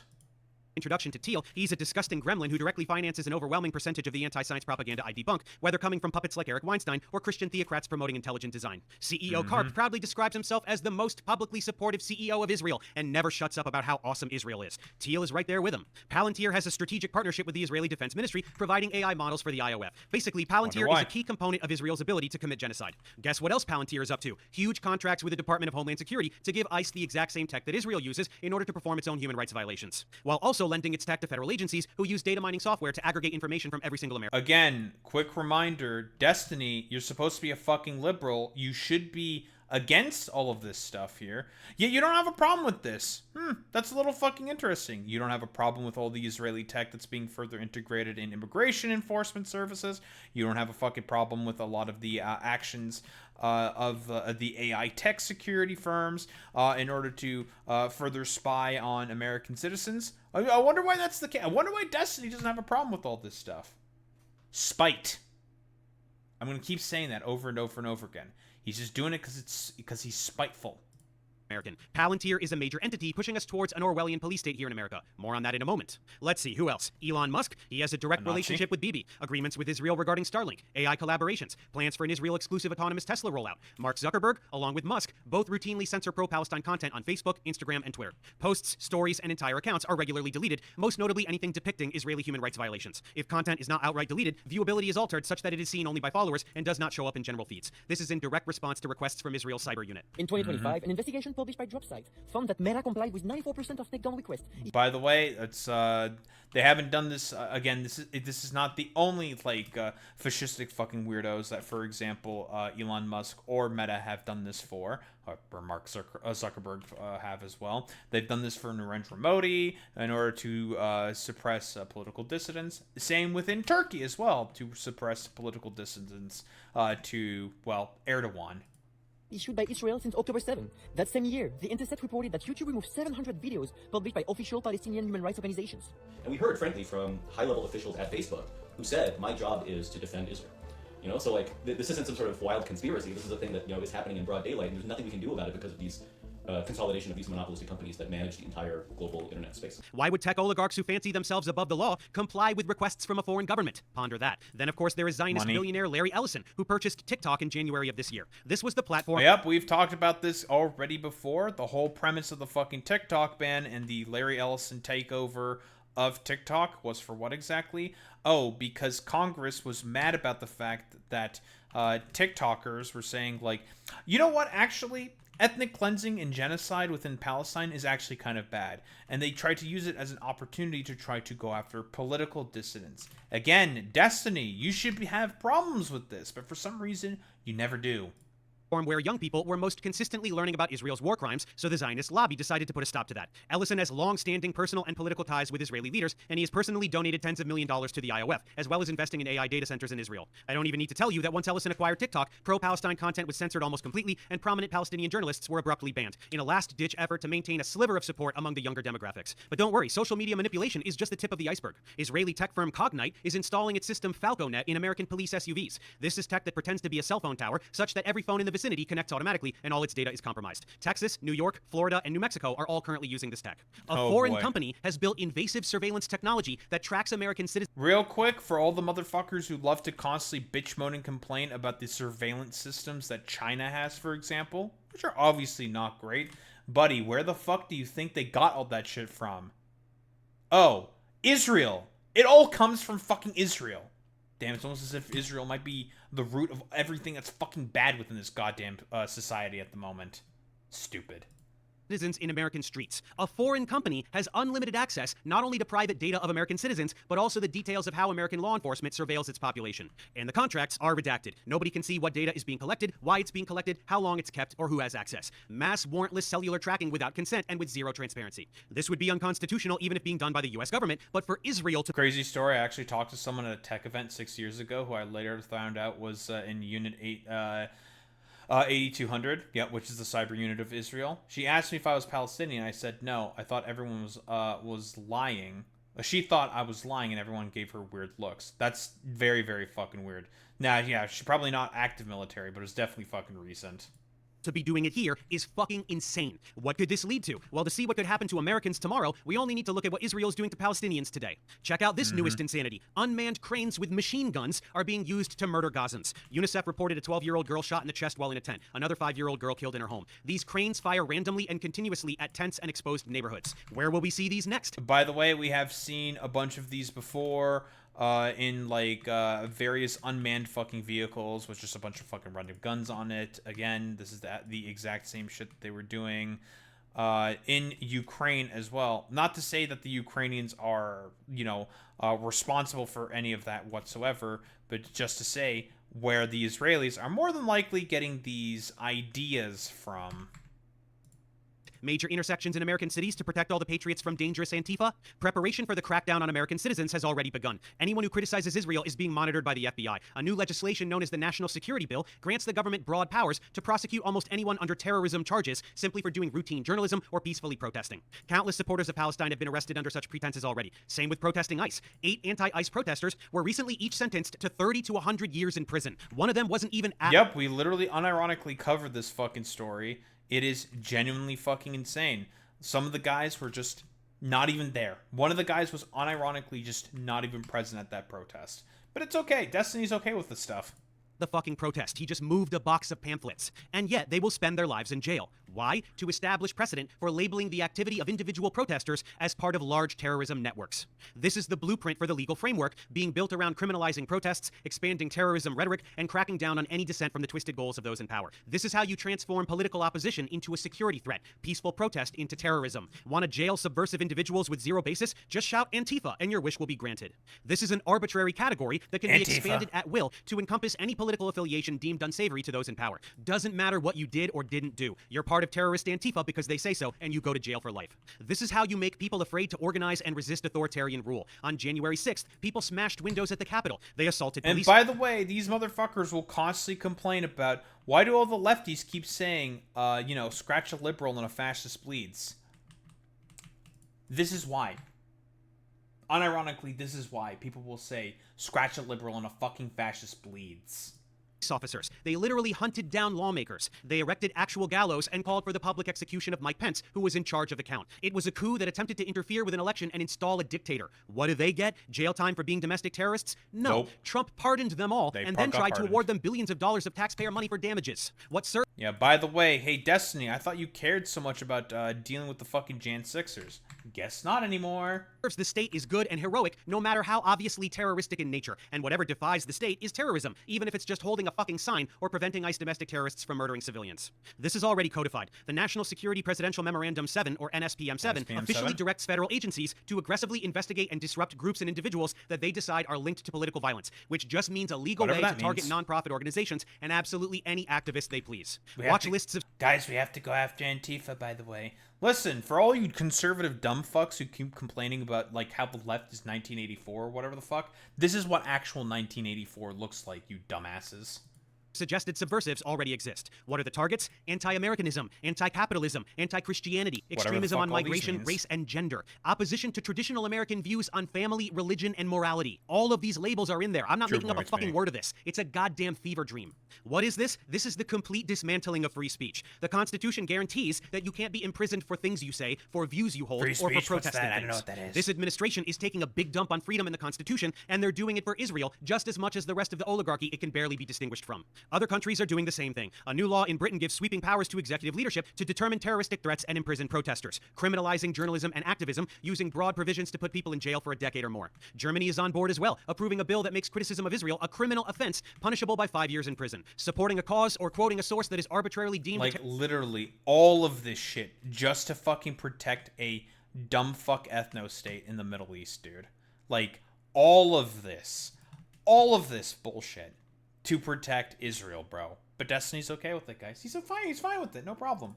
Terrorist threat will be a crime, and countless people will begin going to jail for defending basic human rights. What is the justification for such draconian measures? Always, without fail, anti-Semitism. The boogeyman, the hyperinflated threat that justifies ruining countless lives, an embodiment of the toxicity it pretends to fight. Oh, and what will be the last resort if the American public simply will not accept foreign rule? Just ask Israeli defense researcher Benny Sapti. He recently tweeted this: maybe USA needs another Pearl Harbor or 9/11 to remember who is the enemy and who is the friend. Sounds like a threat, doesn't it? Sounds yes, like a threat. Israel can and would commit a terrorist attack on American soil, blame it on Arabs, and gaslight the world into supporting a renewed... Oh, absolutely they would do this. Without a shadow of a doubt, Israel would pull some stuff like this. And they'd be gleeful about it as well, saying like, look at us fucking doing that terrorist attack upon American soil, killing thousands upon thousands of Americans in order to, I don't know, justify more funding for ourselves, but also to have American permanent support within the Middle East. They would definitely do this. They would absolutely do this. It's funny because the majority of the right doesn't understand what Antifa stands for. You can ask them if they are anti-fascist, and they'll say yes, but not realize they are Antifa, Lamau. It's because civic education I've said this before, Zane, like, it's dead within America. And it's been killed on purpose by Ronald Reagan. Renewed wave of violence on whomever they please, with full American economic and military support. Sounds too far-fetched? Think again. Israel has a history of this behavior. In 1967, Israeli aircraft... Yep, that's the, during the Six-Day War, and they bombed the USS Liberty. Who did that? Oh, Israel. Israel did that.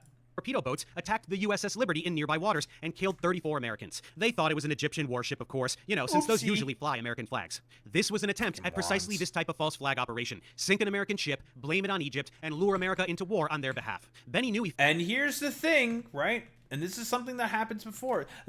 All these fucking dumb fuck liberal Zionist types will correctly point out how the Russians will pull stuff like that. Correctly so, right? The Russians would absolutely do false flag operations like this all the time. Yet they don't have the same reservations for when Israel does stuff like that. Well, I wonder why that's the case. That's a little suspicious. A little interesting. It's a bit of an inconsistency here. Fucked up by saying the quiet part out loud, so he edited the tweet to seem less obvious, but it was too late. The internet never forgets. Anyone who thinks that Israel would only massacre Arabs and never white people clearly isn't paying attention. Look at what they did very recently to the European aid flotillas. Hundreds of European activists were detained, beaten, tortured, and raped. Israel did it. And they also have done this to Lebanese people as well. Christian symbols within Lebanon have been desecrated to the point where even Mike Huckabee himself, one of the arch fucking Zionists, said, yeah, I don't know about this one, guys. It's actually kind of bad. This is Israel, dude. They are an ethno-nationalist, ethno-supremacist state. Defending them as a fucking liberal is genuine fucking insanity. But, nah, it's okay. Destiny needs to be spiteful against the left. Gotta have spite for the left, specifically, guys. It proudly and brazenly with full knowledge that there would be no consequences for them. And if serious consequences ever did befall Israel, they can always resort to the Samson option. This is Israel's military strategy of massive nuclear retaliation as a last resort if the country is facing imminent destruction and existential collapse. Basically, if Israeli officials think everything has gone irreparably south for them and they are about to be destroyed by literally anyone, they will just nuke everybody. Israel refuses to confirm or deny having nukes, and they refuse to sign the Nuclear Non-Proliferation Treaty, which means they aren't obligated to be inspected for nukes, which means they definitely fucking have nukes. They absolutely have nukes. Meanwhile, over here in America, every effort is being enacted to ensure that nothing... Which, by the way, you want to know who gave them the nukes? The French. slow Israel down in its quest to destroy everything. Anything deemed a threat to unchecked belligerence and imperialism must be eliminated. The International Criminal Court regularly calls out the war crimes of both Israel and the United States. So Trump and Bibi, along with thirsty Marco Rubio, are trying to dismantle the ICC entirely. The ICC makes light of American war crimes in Afghanistan, the Caribbean, Venezuela, and of course literally everything Israel does, so they are deemed a radical threat to democracy. Here's Marco whining about American sovereignty just because someone dares push back on Western barbarism and crimes against humanity. Basic accountability is tyranny to the gaslighters who don't want to stop bombing and murdering and seizing land. Marco and Bibi do look cute together though, don't they? And of course, any country reliant on U.S. assistance that does not go along with the campaign to destroy the ICC will feel the blowback. This is just a continuation of the trend of this administration dismantling absolutely any... Quick reminder, of course, these are international institutions which liberals are supposed to be in favor of. But for some reason, very, very conveniently, just when it comes to fucking Israel, they have a problem with it. It's very convenient, isn't it?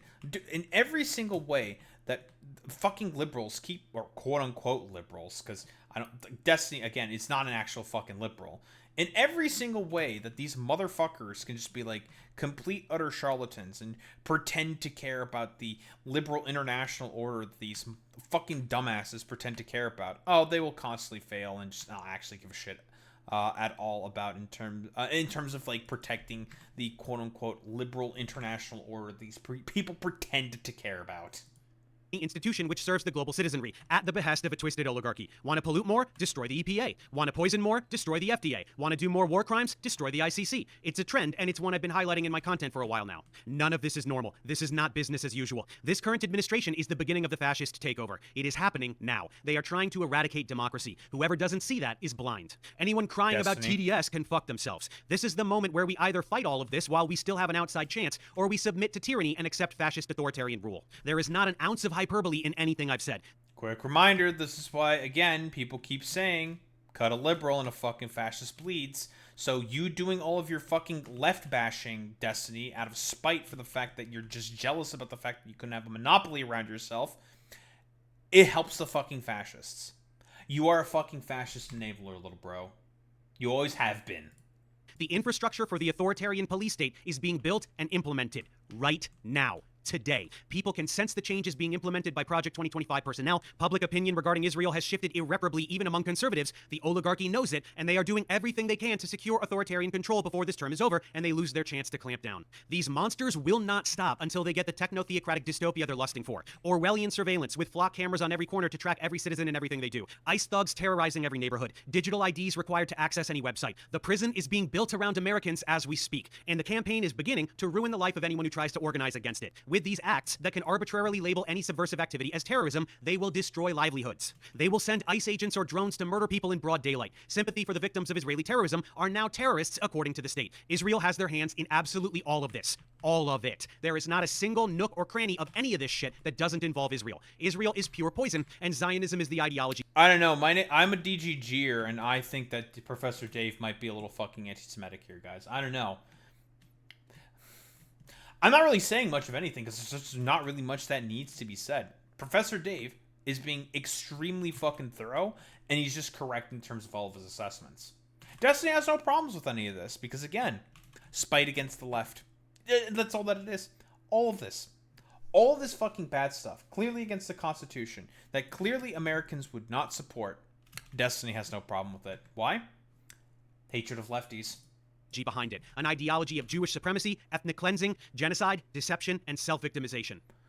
Okay, are we all up to speed on how Israel is an existential threat to all of humanity and the most vile source of pure evil since the Nazis, and how they are objectively committing genocide like 100% without a doubt, and anyone who says otherwise is either paid by Israel or a brainwashed idiot? Awesome. Now let's get back to Destiny and talk about his rose-colored relationship with this belligerent imperialistic ethno-state. Honestly, I'm pro-genocide. It's not... Oh boy, I remember this fucking clip here. This is an oldie but a fucking goodie. Oh boy, this is a classic fucking infamous Destiny statement where, again, he was on some dumb fuck panel where he was just saying, like, oh yeah, I mean, Israel is justified in what they're doing because, listen, they're just fucked. Fuck it. Who cares? Whatever. They should just act with sheer impunity. I don't give a shit because it's clear that they're fucked based off of all the stuff that I quote-unquote read.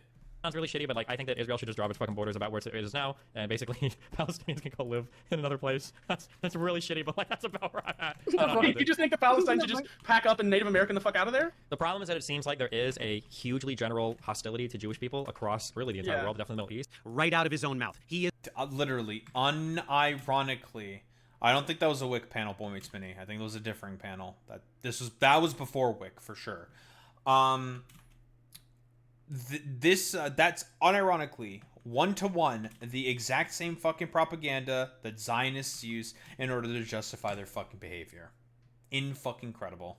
Is pro-genocide. He supports the genocide of Palestinians in Gaza. He thinks they should either be killed or removed, and that land should be Israel, because the whole world is just a bunch of dirty anti-Semites, so poor Israel gets to do genocide. Ethnic cleansing is super awesome, according to Destiny. Did you think I was exaggerating about this piece of shit? I'll take your apology now. And don't worry, we're just getting started. This is a fucking rabbit hole. Again, this was a group of civilians, including children, who were waving white flags. They had done everything that Israel had told. Uh-oh, not Bad Empanada, not that fucking schizo weirdo. Listen, I'll say this again. Bad Empanada is absolutely a fucking complete weirdo, right? But when it comes to this stuff and pointing out fucking Israel's crimes, he is correct here. Again, this is in pertinence to the Great March of Return with multiple children who walked up to the fucking fence in order to do civil fucking protests, which are things that liberals should agree with.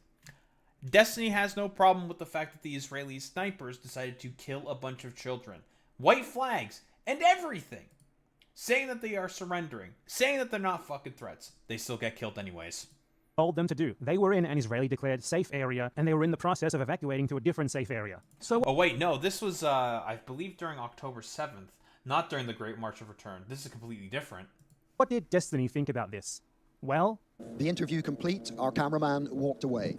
So like why? So he is interviewing the guy who's about to go do some shit to get himself killed. Basically, that's what's gonna happen. We know from this point that's what's gonna happen. So he walks away, gets back a little bit, and then he. Wait, what shit did he do? You fucking dumbass!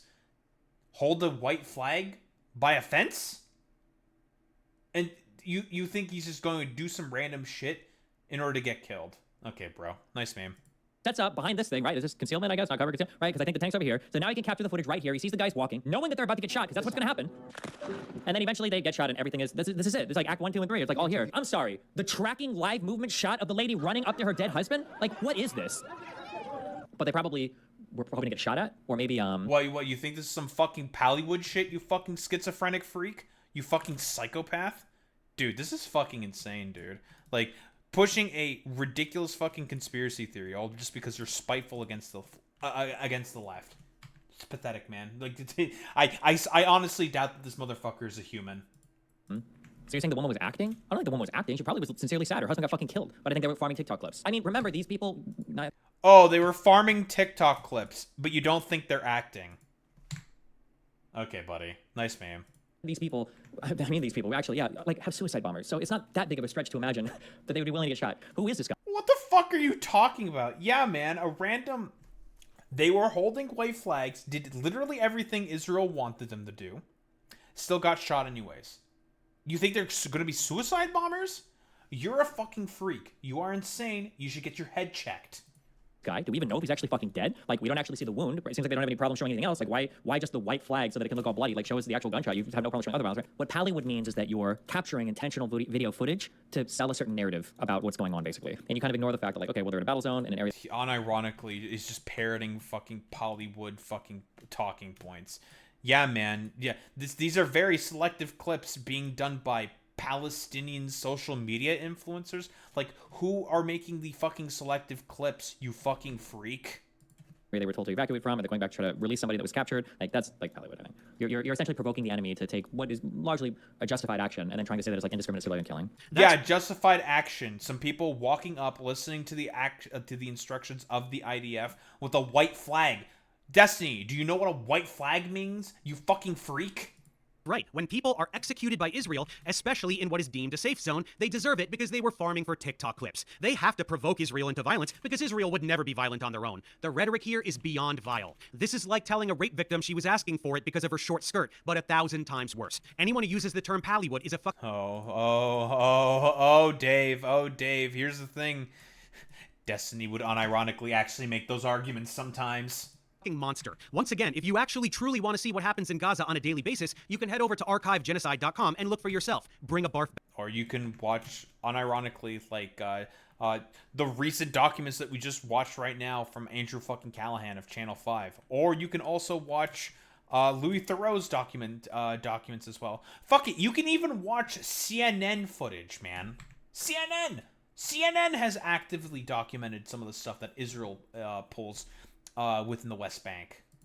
Bag. People are ruthlessly slaughtered every single day, and the thousands of videos on that site are only a tiny fraction of the carnage that has been inflicted on Palestinians over the past 2.5 years. Pretending that they're faking it is identical to Holocaust denial, except way worse since this is happening today. Now here he is doing a fan meetup in Israel, giving advice to young IOF soldiers on how to hide their war crimes. I do have this little worry that in the media and in the global, opinion, it's not such a good thing to be an IDF soldier. It's not. It's absolutely. Yeah, the opinion is really bad. Yeah. There's one piece of advice I'll give you. Okay, if you're joining the IDF, okay, leave your fucking cell phone at home and stop taking stupid fucking videos. Okay, because everybody's fucking you with them. Okay, and if you see a soldier. I wonder why Destiny's trying to give this advice to these IDF soldiers.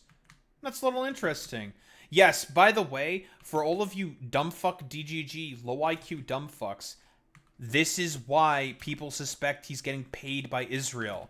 Because he keeps doing because he did a fucking propaganda trip alongside Lonerbox, which is why a lot of people sort of operate under the suspicion, like, okay, why is he doing this? Is he getting paid? What the fuck is going on here? This is genuinely insane. Like, why is he doing this? Why is he saying this stuff? This is very, very strange. Okay, go into a fucking drawer, and listen, if you want to fucking wear a dress and you think it's funny, just don't fucking take a fucking video picture of it, okay? Jesus. Yeah, Destiny agrees it's cool to murder Palestinians, and when you're done, it's super funny to go through their belongings and even try on their clothes, like a little trophy. If you didn't know that IOF soldiers do this all the time, now you know. Anyway, Destiny is totally on board for the post-slaughtering fashion show, but you guys, stop taking pictures and posting them to social media. You don't want the world to know what complete fucking monsters you are making a joke out of genocide. Keep it to yourself, okay? By the way, this little tidbit was part of a 2-week spree in June 2024, where Destiny went all around Israel interviewing dozens of Israeli officials and media personalities in what was very clearly an Israel-funded propaganda trip. Here he is with Elon Levy, the shit stain who served as Israeli government spokesman during the first stretch of— Yeah, Elon Levy, if you've ever know anything about that fucking freak, complete psychopath, will basically do anything possible in order to justify the actions of Israel, not only on Twitter, but also within media appearances as well. Freak. The genocide. So basically, he's the guy who sold the world on this genocide more than anyone else. He's the one who amplified narratives about beheaded babies and a baby in the oven on October 7th that definitely didn't exist. Hamas using Palestinians as human shields when that's actually what Israel does. The ultra-sophisticated Hamas bases under the hospitals that were never there, shouting about how anyone exposing Israeli propaganda is part of an anti-Semitic propaganda campaign. Destiny is right at home here, naturally. Here he is with Yishai Fleischer, an Israeli settler in the West Bank where Palestinians are brutally terrorized every single day as illegal settlements continue to expand against international law, and a Kahanist who served as a political advisor to Ben-Gvir. Here he is with Benny Morris. Very interesting. Destiny, I thought you cared about international law. I thought you cared about international fucking principles and law. I thought you cared about that stuff. I thought you were a fucking liberal. This is why I call you people illiberal. Why you don't actually believe in international law, or why you don't. Why I constantly say that these fucking freaks in DGG do not believe in any sort of like form of international fucking law. Why? Because it's very, very clear, just based off of the actions of Israel, that these motherfuckers do not agree with liberalism. They don't. Period. End of story. It's very funny because I remember when Stephen blamed the left for being too concerned with optics. It is very funny that Destiny is the one who says that when it's mostly his fucking freakazoid losers who talk about optics all the fucking time. That's not a left-leaning thing. Left-leaning people only concern themselves about the optics when it's necessary. It's mostly the fucking liberals who talk about optics. An Israeli historian who tried to whitewash the 1948 Nakba, which is the true beginning of this campaign of ethnic cleansing and dispossession of Palestinians. He also did a 2-on-2 debate with Benny against Norman Finkelstein and Muin Rabbani on Lex Fridman, where he spewed a bunch of Zionist bullshit and got humiliated by Finkelstein, which is well worth a watch. Then here he is with Yair Golan, former Israeli politician, Naz Daly, a content creator who whitewashes the occupation, Yossi Beilin, former Minister of Religious Services of Israel, Ofer Sheila, journalist and politician, and Shel Pfeffer, journalist and genocide denier, Yosef Haddad, genocide propagandist. That's not even the full lineup. He has long play. You want to know, again, this is why people keep constantly saying, Destiny, you probably got a fucking paid trip to Israel. This is why people keep saying that, little buddy. I want you to fucking understand that, DGG fucking freaks. This is why everyone thinks that he got a paid propaganda trip. playlists with way more content, which beyond interviews includes palling around with IOF terrorists and even reenacting the stealing of a Palestinian's home. We won't dive into all that content today, but that's his little Hasbro field trip. Oh, it's very interesting that he was also talking to a dude who did steal the fucking Palestinian's home. Very interesting. You know, Destiny just fucking broadcasting war crimes? Humanitarian crimes? Very, very interesting, Destiny. Oh, how the mighty, quote-unquote mighty, surely hath fallen. Destiny was recruited by Israel to publish content to brainwash American liberals into denying genocide. Want more? Here he is mocking the death of Palestinian poet Rifat al-Arir, who was targeted and murdered in an Israeli airstrike. He's a garbage human who deserved to be murdered for speaking out against genocide. And what a horrible father he is for having children absolutely anywhere, since Israel bombs literally everywhere all the time, including and especially... Fucking says Destiny, by the way, whose son is a groiper little freak who he has neglected for the past, like, 15 fucking years. Okay, Destiny. Especially the places where they specifically tell Palestinians to go. People have been telling us that the Palestinians are starving to death for decades. People have been telling us since October 7th that no aid is going to a country that has been kept at a caloric deficit, and now here we are months and months and months in, where all the people dying for starvation. Something is not adding up here. The math doesn't work. Something is not right about the story that's being told. Yes, Destiny is denying the objective fact that hundreds of Palestinians have died of malnutrition and starvation during this genocide. He asks where the dead people are and can't even bother to look. Sam Harris does this too, by the way. Another genocide-supporting piece of shit and incredible disappointment of a human being. Who knows? He may deserve a video at some point as well. So you don't even deserve to be in. What do you want him to admit? Why is there a blockade in Gaza? Yeah, you tell me. Why is there a blockade in Gaza? When you look at the fact that Israel's preventing cookies from going into Gaza, you know that it's not motivated by military. Why would cookies be prevented from going in? And what were custom rockets fueled with? Yeah, with cookies? Yeah, with sugar. Yeah, with fucking... Wait, does Destiny really think that the Gazans or Hamas somehow have the ability to break down cookies into raw sugar to make rocket fuel for rockets? Fucking listen to yourself, Steven, you fucking schizophrenic. Jesus fucking Christ, man. And for the fertilizer, yes, that's how they made it. We're going to deny Palestinians in Gaza sugar because it might be used for... First of all, you are allowed back in because he's more sophisticated. That's right. There has to be a blockade to prevent food from getting to starving Gazans because they will use the sugar to make rockets. That just came out of his dumb fuck face. Stupid, starving man. 2 million people to death is cool because we can't have tiny dinky little rockets damaging a bus stop while Israel... Like, again, literally, these are fucking bottle rockets. Bottle rockets that are going to get intercepted like 90% of the time by Iron Dome anyways. Can't have food going in, can't have electricity going in because we're going to be afraid of some fucking bottle rockets. Israel continues to carpet bomb Gaza on a regular basis. Fuck me, what an asshole. Genocide is a special crime that has two elements. One of the elements requires some kind of, like, destruction of a people or taking away their children or sterilization, something like that. An obvious thing. But this... Which Israel is doing. Yeah, Israel's doing that by just murdering everybody. Second part is a highly specialized intent to destroy a group of people in whole or in part. And that highly specialized intent... Which Israel is also doing. Yeah. Is what makes genocide so unique. And there are so many things related to genocide that don't apply to modern military conflict that you should take note of, because when you start to apply genocide in the way it's being applied to Israel, it basically would be applied to every single conflict. No, it wouldn't, you delusional asshat. Israel's genocide is not a military conflict. Palestinians... Yeah, like military conflict, by the way. That's how you fucking know this guy is drunk in all the fucking dumb fuck Kool-Aid. Again, because the only reason, I'm going to keep saying this constantly, the only reason why Destiny is adopting the position that he adopts is because he's a spiteful little freak against the left.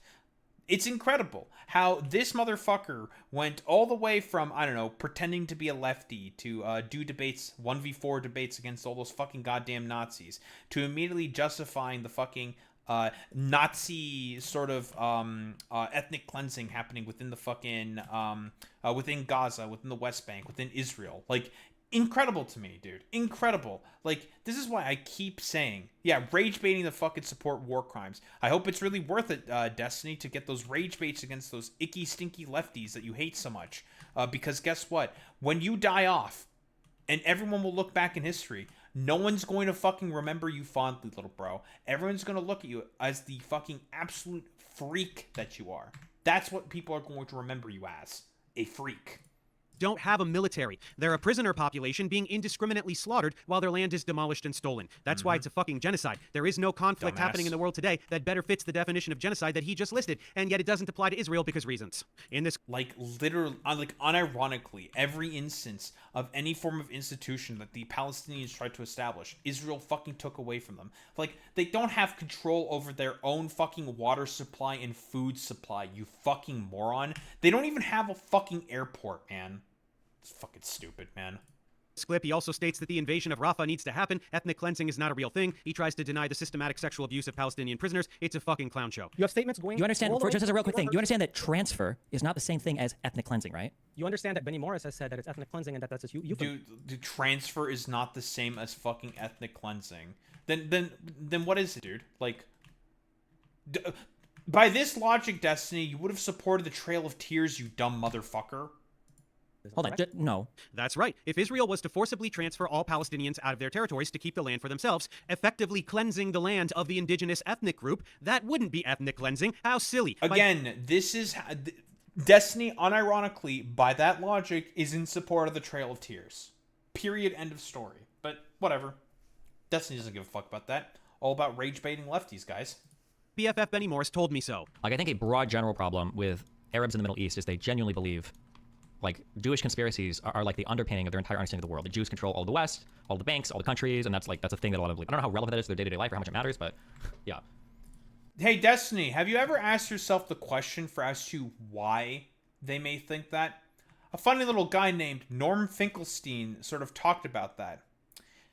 The Houthis, the reason why they believe in a lot of Jewish conspiracism is because the only Jews that they have ever interacted with, in a broader sense, have been Zionist Jews.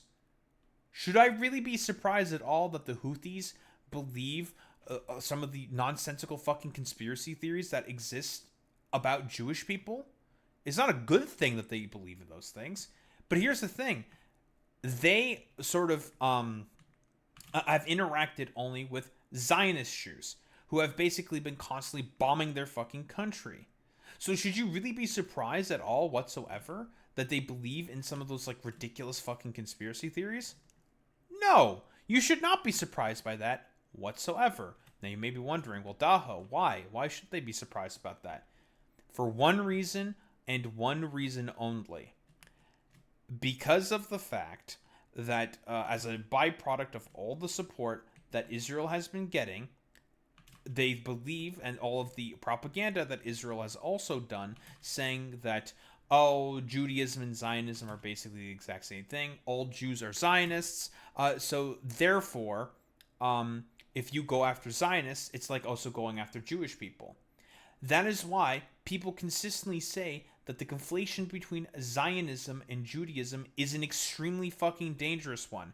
Because guess what? Now you're giving justifications to groups like the Houthis to essentially just say that, well, I mean, who gives a fuck about all these fucking, all the Jewish people who may or may not be fucking Zionists. All of them essentially act the exact same way because Israel said that they are a representation of every fucking Jewish person. That's the fucking problem behind the conflation, Destiny. But do you understand that? No, because you have to be spiteful against the left. It's probably a problem. This is a fucking insane thing to say out loud. Arabs in the Middle East have been dealing with Western imperialist aggression for their entire lives. Palestinians watched Zionist militias invade in the 1940s and murder entire bloodlines while stealing entire villages. They watched their land being usurped and given to settlers while a system of apartheid was built around them. There's no fucking conspiracy here. This is their personal lived history. Their family members slaughtered. Their homes stolen with all of their possessions inside. If someone came to your house with guns, murdered a few members of your family, and then forced the rest of you to leave with just the shirt on your back while they kept your house and all your stuff, your hatred of those people would not be based on any fucking conspiracy. And guess what? You know what Destiny would also say?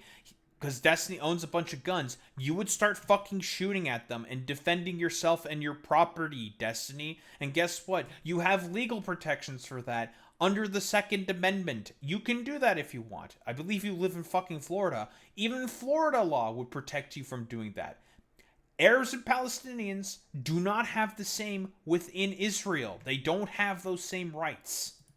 And this is not ancient history. There are people still alive today that were displaced during the Nakba, and many more from 1967 when Israel did it all again. These are victims of Western colonialism and a cult of Jewish supremacy. But this kind of dismissive bullshit doesn't work on American supporters of Palestine either. People think Jews control the West and all the governments and the media and the blah, blah, blah. How silly and conspiratorial. Well, it's not Jews wholesale. It's Israel. It's Zionists, both Jewish and non-Jewish. They do have an outrageous level of control. And like I said before, this is why the conflation between Judaism and Zionism, between Jews and fucking Zionists, is incredibly, incredibly fucking dangerous. Why this conflation is as bad as it is. Because when people are saying that Jewish people are having an outsized control. As Professor Dave is saying, they're not talking about Jews as a person, right? They're talking specifically about Zionists, because it turns out a lot of Zionist influences are within the United States of America. But here someone with, like Destiny will say, like, oh, well, that's an anti-Semitic fucking conspiracy theory. It's like, well, no, you dumbass. It's obvious and clear that a lot of the interests within America, amongst the military-industrial complex, and throughout various fucking bills and decisions made, economically speaking, are that within mind of Israel. That's an obvious doy situation. The problem is if you say that, oh, well, you're just saying that because you're fucking anti-Semitic. You're an anti-Semite little piece of shit. It's like, well, no. It's because it's fairly clear and obvious through the behavior of Israel that, guess what? Yeah, they are doing a bunch of bullshit in order to sway American public opinion. And they've admitted to this themselves, that they will do anything to sway American public opinion on their side. They've literally said this themselves, man, but for whatever reason, this all just goes over Destiny's head. Most obviously in the media. The pro-Israel bias across nearly all Western media outlets is so blatant that to deny it is pure insanity. It's so self-evident that I don't even feel the need to expand on that statement. Then there are all the mergers. Did you hear about the latest one? Paramount, Warner Brothers, CBS, CNN, and HBO are all under one entity. Owned by, can you guess who? Larry Ellison, the Zionist scumbag who bought TikTok, and for the exact same fucking reason. When Zionist oligarchs have this level of command over the media landscape, while also having their hands in military AI and all kinds of other imperialistic shit, it means being able to execute whatever heinous acts they want and then completely controlling the narrative surrounding it after the fact. To say that the vast majority of mainstream media outlets are controlled by Zionists is not a fucking conspiracy theory. It's a statement of fact. You don't have to stop at CEOs either. Look at who is selected to disseminate the narratives. Editor-in-chief of CBS News is now Bari fucking Weiss, whose right-wing propaganda outlet, the Free Press, was one of the biggest mouthpieces for Israel in the past 20 years. And what did she immediately do? By the way, you want to know why CBS is, broadly speaking, seen as a dogshit fucking news platform? Oh, it's because of Bari Weiss, because she fucking... Guys... It turns out a Zionist fucking freak like Bari Weiss, not very good at running a newsroom. When she got there, she gutted the outlet and ousted anyone with an ounce of journalistic integrity, including 60 Minutes correspondent and 37-year veteran Scott Pelley, who publicly proclaimed that Bari was hired to kill the place. With the ship now sailing where Bari wants it to go, guess who shows up on CBS News? They're coming from the Pentagon, NASA, the CIA, the FBI, and the Energy Department. So let's bring in Avi Loeb, who now leads the White House UAP Council. Avi, what can you tell us? What's in these files? What are we looking at here? Well, first, thank you for having me. Avi fucking Loeb, the exact fraud I debunked that made Destiny cry about how I use the word Zionist excessively. Zionists take over CBS, hire a massive Zionist stooge to run the news, and they immediately host the Zionist fraud who spews bullshit about the UAP psyop coming from the government that is also held hostage by Zionists. Funny how that works, huh? Speaking of which, let's move on to the American government. Oh, man. Incredible how it all fucking circles back around. Nice attempt at doing slander there, Destiny. You fucking idiot. Government. To deny the overwhelming Israeli influence on American politics is even dumber than denying media influence. In 2024, AIPAC spent $126 million supporting pro-Israel candidates and smearing anyone who... Which I believe they're going to definitely be set to eclipse during the fucking midterms. Yeah. I mean, look at literally Haley Stevens. How much fucking money has she alone received from AIPAC? I think it's been about $50 million. Who dares utter a word against them, which is why not a single Republican senator or representative, and even very few Democrats, will publicly oppose Israel. This is a foreign country severely influencing U.S. elections and undermining the democratic process. This shit runs so deep that it even trickles down to positions that have nothing to do with foreign policy. Check out this clip from when Mamdani was running for mayor of New York. Hey, candidates, first foreign visit as mayor. Where would you go? The first foreign visit by a mayor of New York is always considered significant. And like I said before, this is pretty much the main... This is one of the main reasons why Zoran Mamdani ended up winning the mayoralship of New York. Because it turns out, Destiny, everyone is sick and tired of Israel's fucking bullshit. Where would you go first? Right, Ms. Adams. First visit, I would visit the Holy Land. Mr. Cuomo? Given the hostility and the anti-Semitism that has been shown in New York, I would go to Israel. Mr. Tilson, where would you go? Yeah, I'd make my 4th trip to Israel, followed by my 5th trip to Ukraine, two of our greatest allies fighting on the front lines of the global war on terror. Mr. Mamdani? I would stay in New York City. My plans are to address New Yorkers across the 5 boroughs and focus on that. All of them... Quick reminder, by the way. You want to know what the debate moderators did instantly after that answer to that question? An answer which pretty much clinched Zoran the mayoralship of New York. They instantly had a conniption about it, talking about like, oh, well, you know, Zoran, do you not think that the that Israel should not be a fucking a Jewish state. Like, what's going on here? Like, why would you say the particular thing of saying that you would not head to Israel then? Why would you say such things like you would stay within New York as the mayor of New York? That's a little suspicious. Instantaneously, they started asking that fucking question. But Destiny, do you care about that? No, because you're a stooge. Sep Mamdani would visit Israel. They're so excited and so proud to brag about how much they love Israel, the genocidal ethno-state, and how, as the mayor of New York City, it would be so important to them to visit Israel.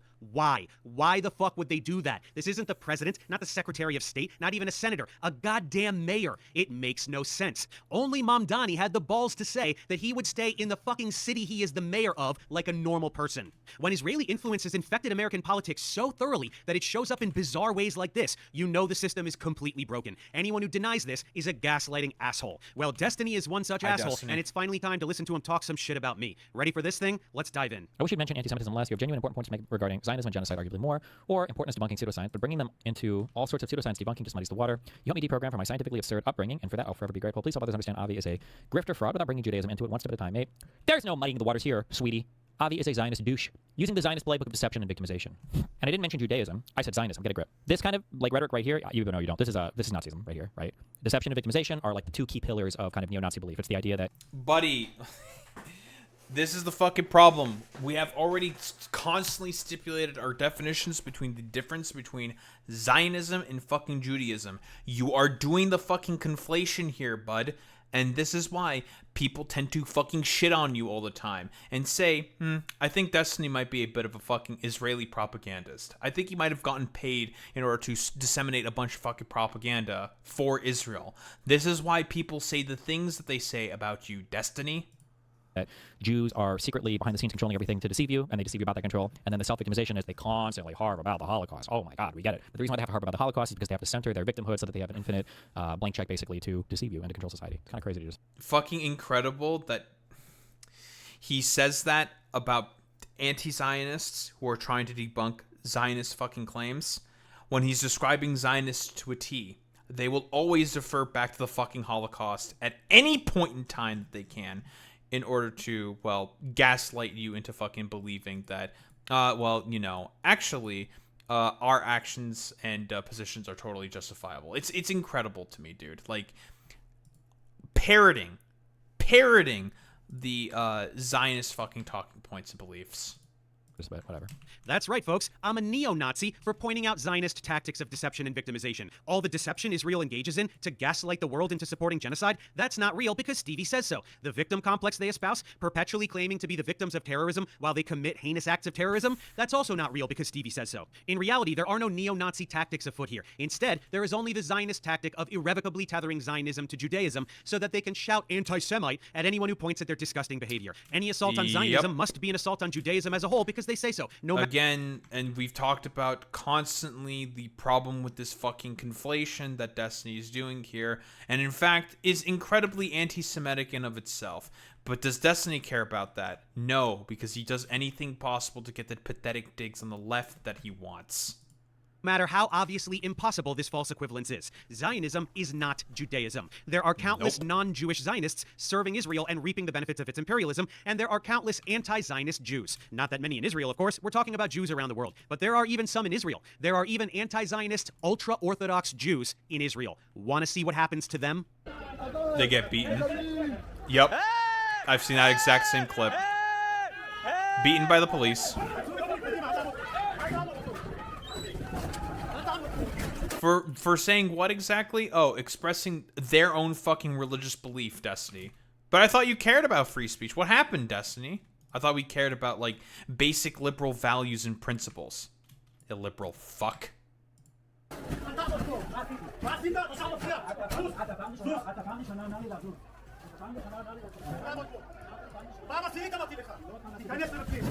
Serves those anti-Semites right, don't you think? No, I wasn't talking about the police officers beating up Orthodox Jews. That's not anti-Semitic, you silly goose. I'm talking about the Orthodox Jews standing with Palestinians in defiance of Zionist ideology. How dare They're they? anti-Semites, obviously. Anyone who conflates Judaism with Zionism or anti-Zionism with anti-Semitism, as Israel constantly does, and as Destiny just did, is a worthless anti-Semitic piece of shit. Zionism is anti-Semitism. I'm gonna say that one more time so that it sinks in. Zionism is anti-Semitism. Zionism is a disgusting political ideology that has hijacked Judaism and Jewish history to justify imperialism, apartheid. This is fucking great that Professor Dave is saying this, because I have also been consistent in this fucking definition.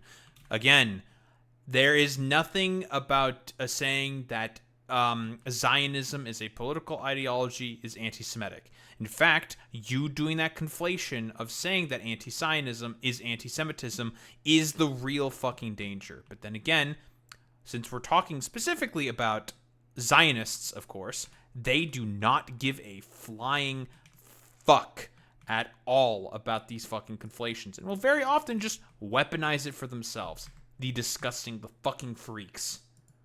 And genocide. And Zionism is responsible for the lion's share of actual anti-Semitism that exists around the world as people react to Israeli aggression and misplace their anger on Jews as a whole. All moral Jews know this and speak out against Zionism the loudest, as it is their cultural identity that is being shattered by these monsters. Zionism is to Jewish supremacy as Nazism is to white supremacy. They are indistinguishable. Zionism is Nazism. I guess Destiny's little pea brain isn't big enough to wrap his head around that. Are you really implying that anyone who is Jewish can lie about science as much as they want, and if anyone exposes those lies, they're automatically an anti-Semite? What, bro? This guy reaches so hard. Holy shit, he's obsessed. Avi lies a bunch about science. I exposed his lies, and in response, he just called me an anti-Semite.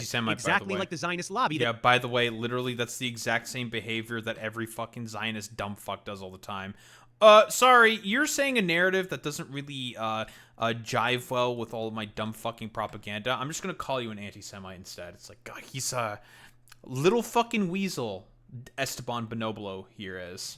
That banned me from Twitter and tried to smear me for exposing their lies and propaganda. Same tactic. Literally 1 minute prior, you listened to Avi say he puts a viral YouTube video to make money in which he makes anti-Semitic claims, while making zero attempt to dispute any of the science I presented. You heard him say that. He was exposed by me, therefore I'm an anti-Semite. That's the logic he's putting forward. I'm articulating that logic clearly, and you burst into laughter like I'm pulling something out of my ass? Really? Furthermore, what's funniest about this tirade angle is that you and all your piece of shit Zionist cronies are not Semites. Ashkenazi and Sephardic Jews like you and Bibi and all the rest are European. You literally are not a Semite, while Palestinians are Semites. Therefore, Zionists are, in reality, anti-Semitic. It's quite shocking that Destiny doesn't bite on this and go on a tirade, especially since this— Yeah, because he definitely does not know the fucking history about this. Professor Dave is, again, correct.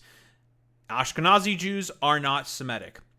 That is period, end of story. That's just a fucking fact. This is how it is. That's how it's been religiously defined. That has been obviously defined throughout, I don't know, like years upon years of fucking history. And if we're talking about who are the fucking Semitic peoples within the Middle East, it is Palestinians. It is Jewish people who were fucking born within the lands of Israel/Palestine throughout history, not Ashkenazi Jews. Ashkenazi Jews are all from fucking Europe. But I guess that's anti-Semitic in the mind of Destiny. Fucking dumb fuck.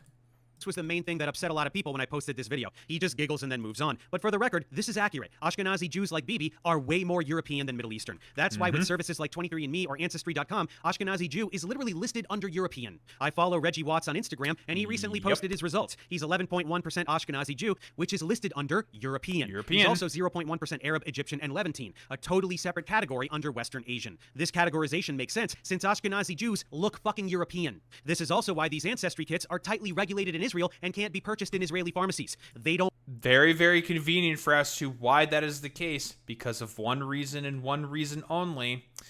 Because they have to have a narrative to say that they are actually Semitic in order to continue with the justifications of, ethnic cleansing, and saying that they are, or that they had the land within Israel due to them for thousands upon thousands of years.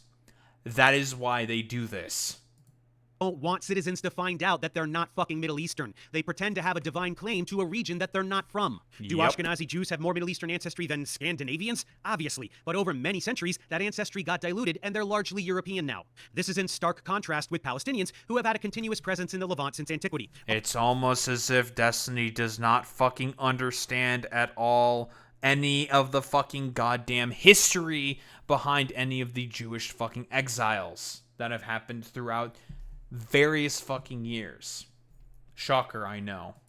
Along with Mizrahi Jews, who, by the way, experience systemic discrimination in Israel, which is socially and politically dominated by European Ashkenazi Jews. It's almost like there's some white supremacy in their Jewish supremacy, wouldn't you say? You can talk about the etymology of the word anti-Semitism all you want, and that's totally fine, but the facts regarding biology remain, and that was the main point I was making. Europeans pretending to be Middle Eastern has the same vibe as some Karen in Massachusetts bragging about being 3% Cherokee Indian. This claim to ancestral land that Zionists espouse in order to justify murdering people and stealing their homes is total horseshit. We all originated in Africa, so white people should be able to steal African homes too, yeah? A little moot since Africa was very recently the victim of European colonialism for about 100 years, but still, the logic stands. Hey, Avi, I'm not sure if you noticed, but the whole world despises your ideology. The world knows your gaslighting and your Hasbro tactics. Shouting anti-Semitism at everyone that hurts your feelings is just going to delegitimize tenfold. What does that have to do with it? What does being a lying, manipulative, gaslighting fraud in order to get away with scientific fraudulence have to do with his political ideology that involves lying and manipulating and gaslighting constantly in order to get away? I love how Destiny also just has, like, basically no argument for any of the point. He just, like, does the little fucking smuckle. You know, he just, like, smuckles like a little far-right weirdo, like the little far-right weirdo that he is, and provides, like, basically no pushback whatsoever in terms of what Dave is basically saying. Like, what do you have to say about that, Destiny? Why didn't you say anything? No argument? I thought you were good at arguing. I thought you were good at debating. What happened? What happened? Away with war crimes? That's a serious question. My thing, can you be anti-Zionist without being anti-Semitic? Maybe, but if you really wanted to dive into it, there's like a big... I think it's actually a pretty deep argument. Well, no, unironically, yes. To be anti-Zionist is not to be anti-Semitic. It is to be bro-Semitic. This is in-fucking-credible, dude. Yeah, sure, Ben. In whatever demented interpretation that you have for as to what Semites are, totally Destiny. Very, very cool. But most people aren't even close to being able to have that discussion. Hey, jackass, why don't you try having that discussion with any of the thousands of anti-Zionist Jews who fiercely oppose Israel's genocide and co-opting of their faith? I'd love to see that. There's nothing deep about it. Anyone with a moral compass is anti-Zionist. Many Jews have a moral compass. Are you seeing the Venn diagram? Like, I don't think, does anybody in the Western world ever say, like, is there a position for, like, I don't think Kurds should ever have a country? Like, I don't even know if that's, like, a position that people have. I think people generally are like, oh, yeah, I mean, they should, but I mean, it sucks for them, I guess. I don't know, but I mean, we don't really talk about Kurdish people much in the West. But to have, like, a unique perspective to be opposed to a Jewish state is a little bit weird. You're kind of missing the point here, champ. That's literally, that's not even what was being mentioned here. Why the fuck are we talking about a Kurdish state? That's always going to be portrayed by the United States anyway. It's like, what the fuck are we talking about here? Hello? Okay, dude. This is the old, but why can't Jews have a country bullshit talking point. First, ethnostates are bad. Equality is good. Supremacy of any group of people over another being codified into the laws of a nation. Oh, so by the way, you want to know who the people were who were trying to get a Kurdish fucking state? I don't remember what the fucking name of it is. God, why am I fucking... Rojava. There we go. Yeah. Funny thing about fucking Rojava, Destiny. You know what they do constantly within Rojava? You know, as a part of, like, the Constitution? Not the Constitution, but as a part of the... not the rules, but the law within Rojava. They inherently make it focus upon human rights, which... And, you know, basically, like, equality for all and everything, right? Very, very much so. Very libertarian, very fucking left-leaning. But, you know, Rojava? Whatever. That's not... they shouldn't have a fucking state or whatever. They should just eat a bunch of shit. Only the Ashkenazi Jews should have their fucking ethno-supremacist sort of state. Even though the Rojavans have said that they will live peacefully amongst all of the populations within Kurdistan or within Rojava or however it be, like, sort of constructed. If it happens. Probably won't happen because of various reasons. But whatever. Even though that has been stipulated by the Rojavans in the past before. You know, but Israel having its own nation, that's totally fine. Its own ethno-supremacist fucking state. Nah, that's totally fine, no problem. Rojavans? Nah, fuck that shit. It's too hard to make the fucking argument for that. Bro, you're just... Like, he's just a fucking racist. He just hates fucking Muslim people. That's, like, literally all that it is with Destiny.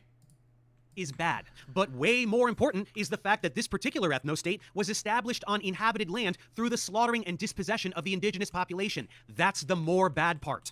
If post-World War II, a Jewish state was set up in the middle of fucking nowhere and built up from scratch, like in Germany perhaps, since they did the Holocaust, and over 80% of the country is open land, very few people would have had a problem with that. It's the ethnic cleansing that's got everyone upset. Do you get it now? The real, when you really say you're anti-Zionist, what you're saying is that, like, you don't believe that Jews should have some special right to their own country. That's really what people mean when they say anti-Zionist. Now, that only can refer to the state of Israel, because just the only Jewish country. No, we're saying that... No, people are basically saying that, Israel should not have the unique right in order to do fucking ethnic cleansing of Palestinians within Israel. That's what people are saying when they are being anti-Zionist. They have a problem with the political ideology that justifies the existence of Israel as it is right now. That's what people are talking about, Destiny.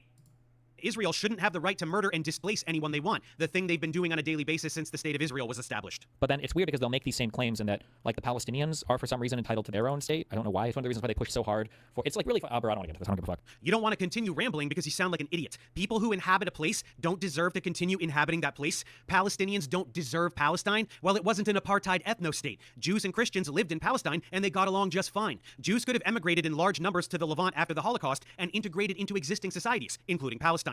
They didn't do that. Zionist militias... Yeah, the Zionist militias conducted attacks against Palestinian farmers consistently. Listen, because here's the thing. Funnily enough, which Destiny never talks about, when the Ashkenazi Jews were actually coming over into Palestine, they were actually getting along with the Palestinians within the area. They were getting along. They were having community with one another. Not really many problems. And then the more extreme fucking Zionists started to come over. And what happened? Oh, any form of cooperation or community that these two communities possibly could have had started to instantaneously evaporate. Well, what happened? It seems like there's a consistent through line for as to what may have caused all of the tensions. Destiny? It's almost as if the problem is Zionism. Shocker, I know. Went in and started murdering and stealing everything. Pretty big difference. Anyway, at this point, Stevie got tired, realized that my video on Avi was hard science wall to wall, except for the 2 or 3 comments I made on his Zionism, which he failed miserably to address honestly, and he spent the rest of the stream, which was the overwhelming majority of the stream, looking at something else. Of course, that didn't stop him from choosing this slanderous title and thumbnail. Gotta get those clicks, right, Steven? Oh yeah, I promised some other dirt on this guy. As if the genocide denial wasn't enough, here's a few other tidbits. Here he is advocating for white nationalists murdering BLM protesters. The rioting needs to fucking stop. And if that means like... yeah, that's a classic, again, from Destiny. One of the reasons why he ended up getting permanently banned, this was him talking about Kyle Rittenhouse here specifically, which, again, just to go over that specifically, Kyle Rittenhouse decided to come up from Wisconsin up into Minnesota. I believe it was Minnesota.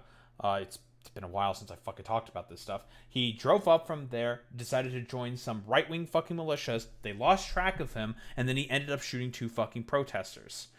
In every single fucking goddamn instance, in terms of the BLM fucking protests, that Kyle Rittenhouse fucked up, the only instance where you can make the argument for as to where Kyle Rittenhouse was in the technical aspect of the law, in the correct, whereas where he... the literal moment he decided to pull the trigger against the protesters that were trying to grab the fucking weapon from him to make him basically fuck off. That is literally it. And even then, that is shaky in of itself. But based off of the law within the sort of local area, he can make the argument in court that he is correct there. But in every single case and instance that led up to Kyle Rittenhouse murdering, I believe it was 2 protesters, he is just completely and utterly in the wrong. White redneck fucking militia dudes out there mowing down dipshit protesters that think that they can torch buildings at 10 p.m., then at this point they have my fucking blessing. Because holy shit, this fucking shit no different than a far right ago. White supremacists should mass murder protesters. They have Destiny's blessing. What a great guy. Now let's shift from the disgusting Liberal, to the by creepy. The way. This will be courtesy of another creator named Ryan Beard, who seems to have already done the deep dive on this stuff. A common defense. Yeah, this is a again old fucking stuff here, but this is probably impertinence to Destiny messaging a bunch of very, very young OFE girls. Interesting. I wonder why he's doing that.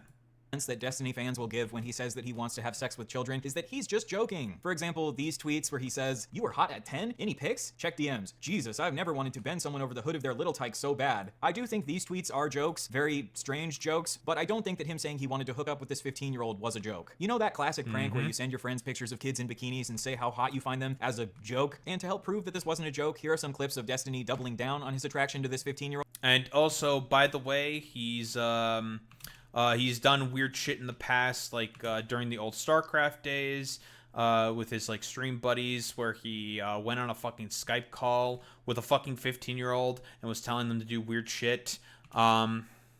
It's an old clip. I'd have to try to fucking find it.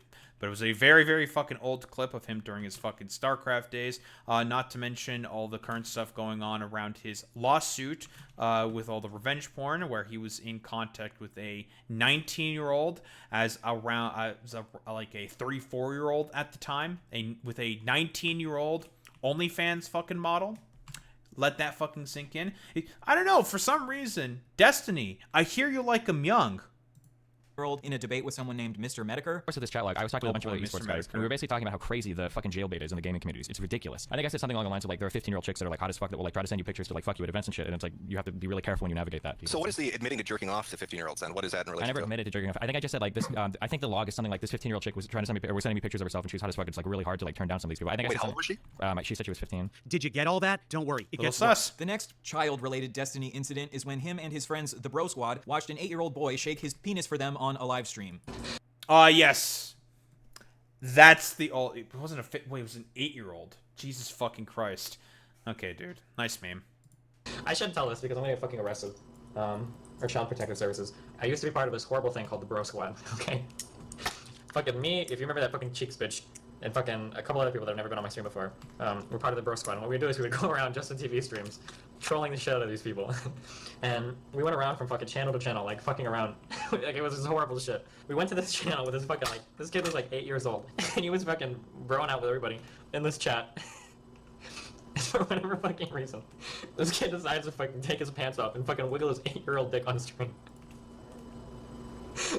I can't even believe it. Oh my fucking god. It was like, Destiny. I didn't even know, like, we were on Skype, we were like, holy shit. Like, we had to do like a double take because we didn't even fucking know, like, what the fuck was on. Like, we were looking at like an 8-year-old dick, like, on the fucking screen. Yeah, don't just immediately quit the stream or anything. Really soak in that prepubescent penis. But at least he's not grooming anyone, right? Even though a lot of these situations involving children happened quite a while ago, I still think Destiny has been spreading harmful rhetoric around children even quite recently. A couple years ago, Destiny said that a 30-year-old randomly sexting a 14-year-old would not be grooming. Let's say there's a person that's like 30 years old and tries to like randomly sext like 14-year-olds and 15-year-olds. That wouldn't be, I don't think that would be considered grooming. So that clip sounds pretty bad, right? But we don't want to approach Destiny in bad faith or take him out of context, so let's try to understand the actual argument that Destiny is making. That wouldn't be, I don't think that would be considered grooming. Now, let's say there's a person that's 30 years old and they're specifically seeking out like 14, 15-year-olds to kind of just like talk to them about their school life, figure out what their problems are, you know, be cool because you're old and you have experience, and then you kind of weasel in like sex. That's like grooming, right? That would be like grooming. So Destiny's argument is that a 30-year-old randomly sexting a 14-year-old isn't grooming, but if a 30-year-old tries to weasel their way into a 14-year-old's life and slowly manipulate them into sexting them, this would be grooming. But this argument goes against the definition of grooming. The definition of... Yes, I'll just let Ryan Breed just say it, dude. Grooming is the action of attempting to form a relationship with a child or young person with the intention of sexually assaulting them or inducing them to commit an illegal act. Guess what, Destiny? Nowhere in that definition does it say that grooming has to be a slow process. Okay, that's weird, but those are just words and not actions, right? Alright, let's recap all of Destiny's treatment towards women. Destiny sexually assaulted a woman. Destiny has a long history of sharing women's nudes and sex tapes without their consent. Destiny allegedly recorded a woman having sex with him without her consent, and in his messages to his Discord kitten Rose is Coming, he sent her audio recordings of men that he had slept with from Grindr and said, I went out and sucked the guy off a few nights ago and recorded the audio. It's really scuffed in my pocket, lol. Did I ever send it to you? He has a history of calling 15-year-old... A little fucking weird. I wonder why you would say that to your fucking weird Discord kitten there. I don't know. I don't know, Destiny. Why would you say all this stuff? You know, just saying, like, listen, dude. And I do think that he's probably going to lose his revenge porn case. I mean, he's been constantly talking about how he's been going broke, paying for lawyers. Case must not be going very, very well for him. I do think that he's probably going to fucking lose that shit. And if Destiny does go financially destitute because of this fucking lawsuit, the world will be better off for it. Attractive and sharing pictures of them in bikinis. He has a long history of getting very mad at women when they post about their sexual assaults on social media. He has allegedly abused at least one of his female orbiters and was psychologically abusive towards his ex-wife. And he also admitted to choking out another one of his exes multiple times. However, he claims that this was done in self-defense. Because you better fucking believe I had to fucking choke her out a few fucking times. Finally, Destiny has a history of doxing and threatening to leak the nudes of women that get on his bad side. Oh, yeah, I didn't feel like spending a lot of time on this since it's not the point of the video, but that's a tidy summary. Sexual assault would be the big one, but he is also currently being sued for non-consensually sharing nudes of a minor, and the person suing makes it clear that this is a pattern of behavior from him. I'll link to that Ryan Beard video and this Substack post if anyone cares to follow up and get more details. I just wanted to briefly make people aware that there is... Yeah, this guy's a fucking freak, dude. Yeah, this is, again, that's the current revenge porn lawsuit that Destiny has against him by Pixie, one of the quote-unquote female gamers that Destiny had in his, like, quote-unquote fucking harem that he had. Yeah. That's who he has a bunch of fucking revenge porn on. is a pattern of predatory behavior that goes along with Destiny's genocide denial, so it's a rich tapestry. Speaking of being a sexual predator who supports Israel, do you think there could be a connection there? After all, Israel is a safe haven for rapists and child molesters. That's a whole separate rabbit hole we won't go down, but this is a very well-documented fact that foreign sex offenders can... This happened... Oh, by the way, American fucking citizens use this shit all the time to skip their fucking trials. There's a history of doing this. Who's to say? Listen, Destiny took that fucking propaganda trip. He's got a bunch of friends within Israel. He could probably get away with it, you know? Maybe. Just maybe. Relocate to Israel and exploit its laws to evade justice. Especially Zionist Jews, of course. Maybe that's why he's getting so cozy with Israel? Food for thought. Did you know that Destiny has a son? He's 15 and a full-blown Nazi. The real kind, which actually hates Jews and flirts with Holocaust denial. Destiny is such a shit dad that his son rebelled against him by becoming an actual anti-Semite who entertains Holocaust denial. How fucking hilarious is that? Anyway, we can go ahead and wrap things up here. There's no point in trying to summarize everything we went over regarding Israel, but we can say a few last things about people like Destiny. This desperate insistence of conflating Zionism and Judaism is a Hasbara tactic. It is a Zionist talking point that is used to deflect from crimes against humanity. Zionism is not Judaism. Zionism is anti-Semitism. Trying to insulate Zionists from criticism by shouting anti-Semitism is itself anti-Semitism. It is a deflection from the very obvious facts that incriminate Zionists, which reveal who they are and what they're doing, something that any anti-Zionist Jew will gladly tell you. So when someone accuses someone else of being a Nazi simply for opposing what is essentially Nazism, they sound like a moron. So go ahead, Steven. Do your little reaction video to this. Make an even bigger fuss about what a vile Jew-hating neo-Nazi I must be. Dig yourself even deeper into this hole, because what you think you're doing to me, you're doing to yourself. You are exposing yourself as a disgusting supporter of genocide, because almost everyone knows what Israel is, and now they will know what you are too. Watch your viewership bleed out until you are left completely alone in your support for the most indefensibly evil people on the face of the earth, committing the most vile atrocities being enacted today. Shout into the void about what a progressive liberal person you are for thinking that tens of thousands of children deserve to be slaughtered like animals. It will be a fate entirely of your own doing. So there it is, my Israel video. May the monsoon of hateful comments from brainwashed Zionists commence, just like the brainwashed anti-vaxxers, climate change deniers, and every other delusional troll that infests my channel without having the courage to press play and learn something. I really don't give a shit. For the rest of you, I hope there was something informative and useful in here that you can use to help others see the truth about Israel. As always, thanks for watching. Well, speaking of some of the responses by Destiny, because, there were certainly responses by Destiny.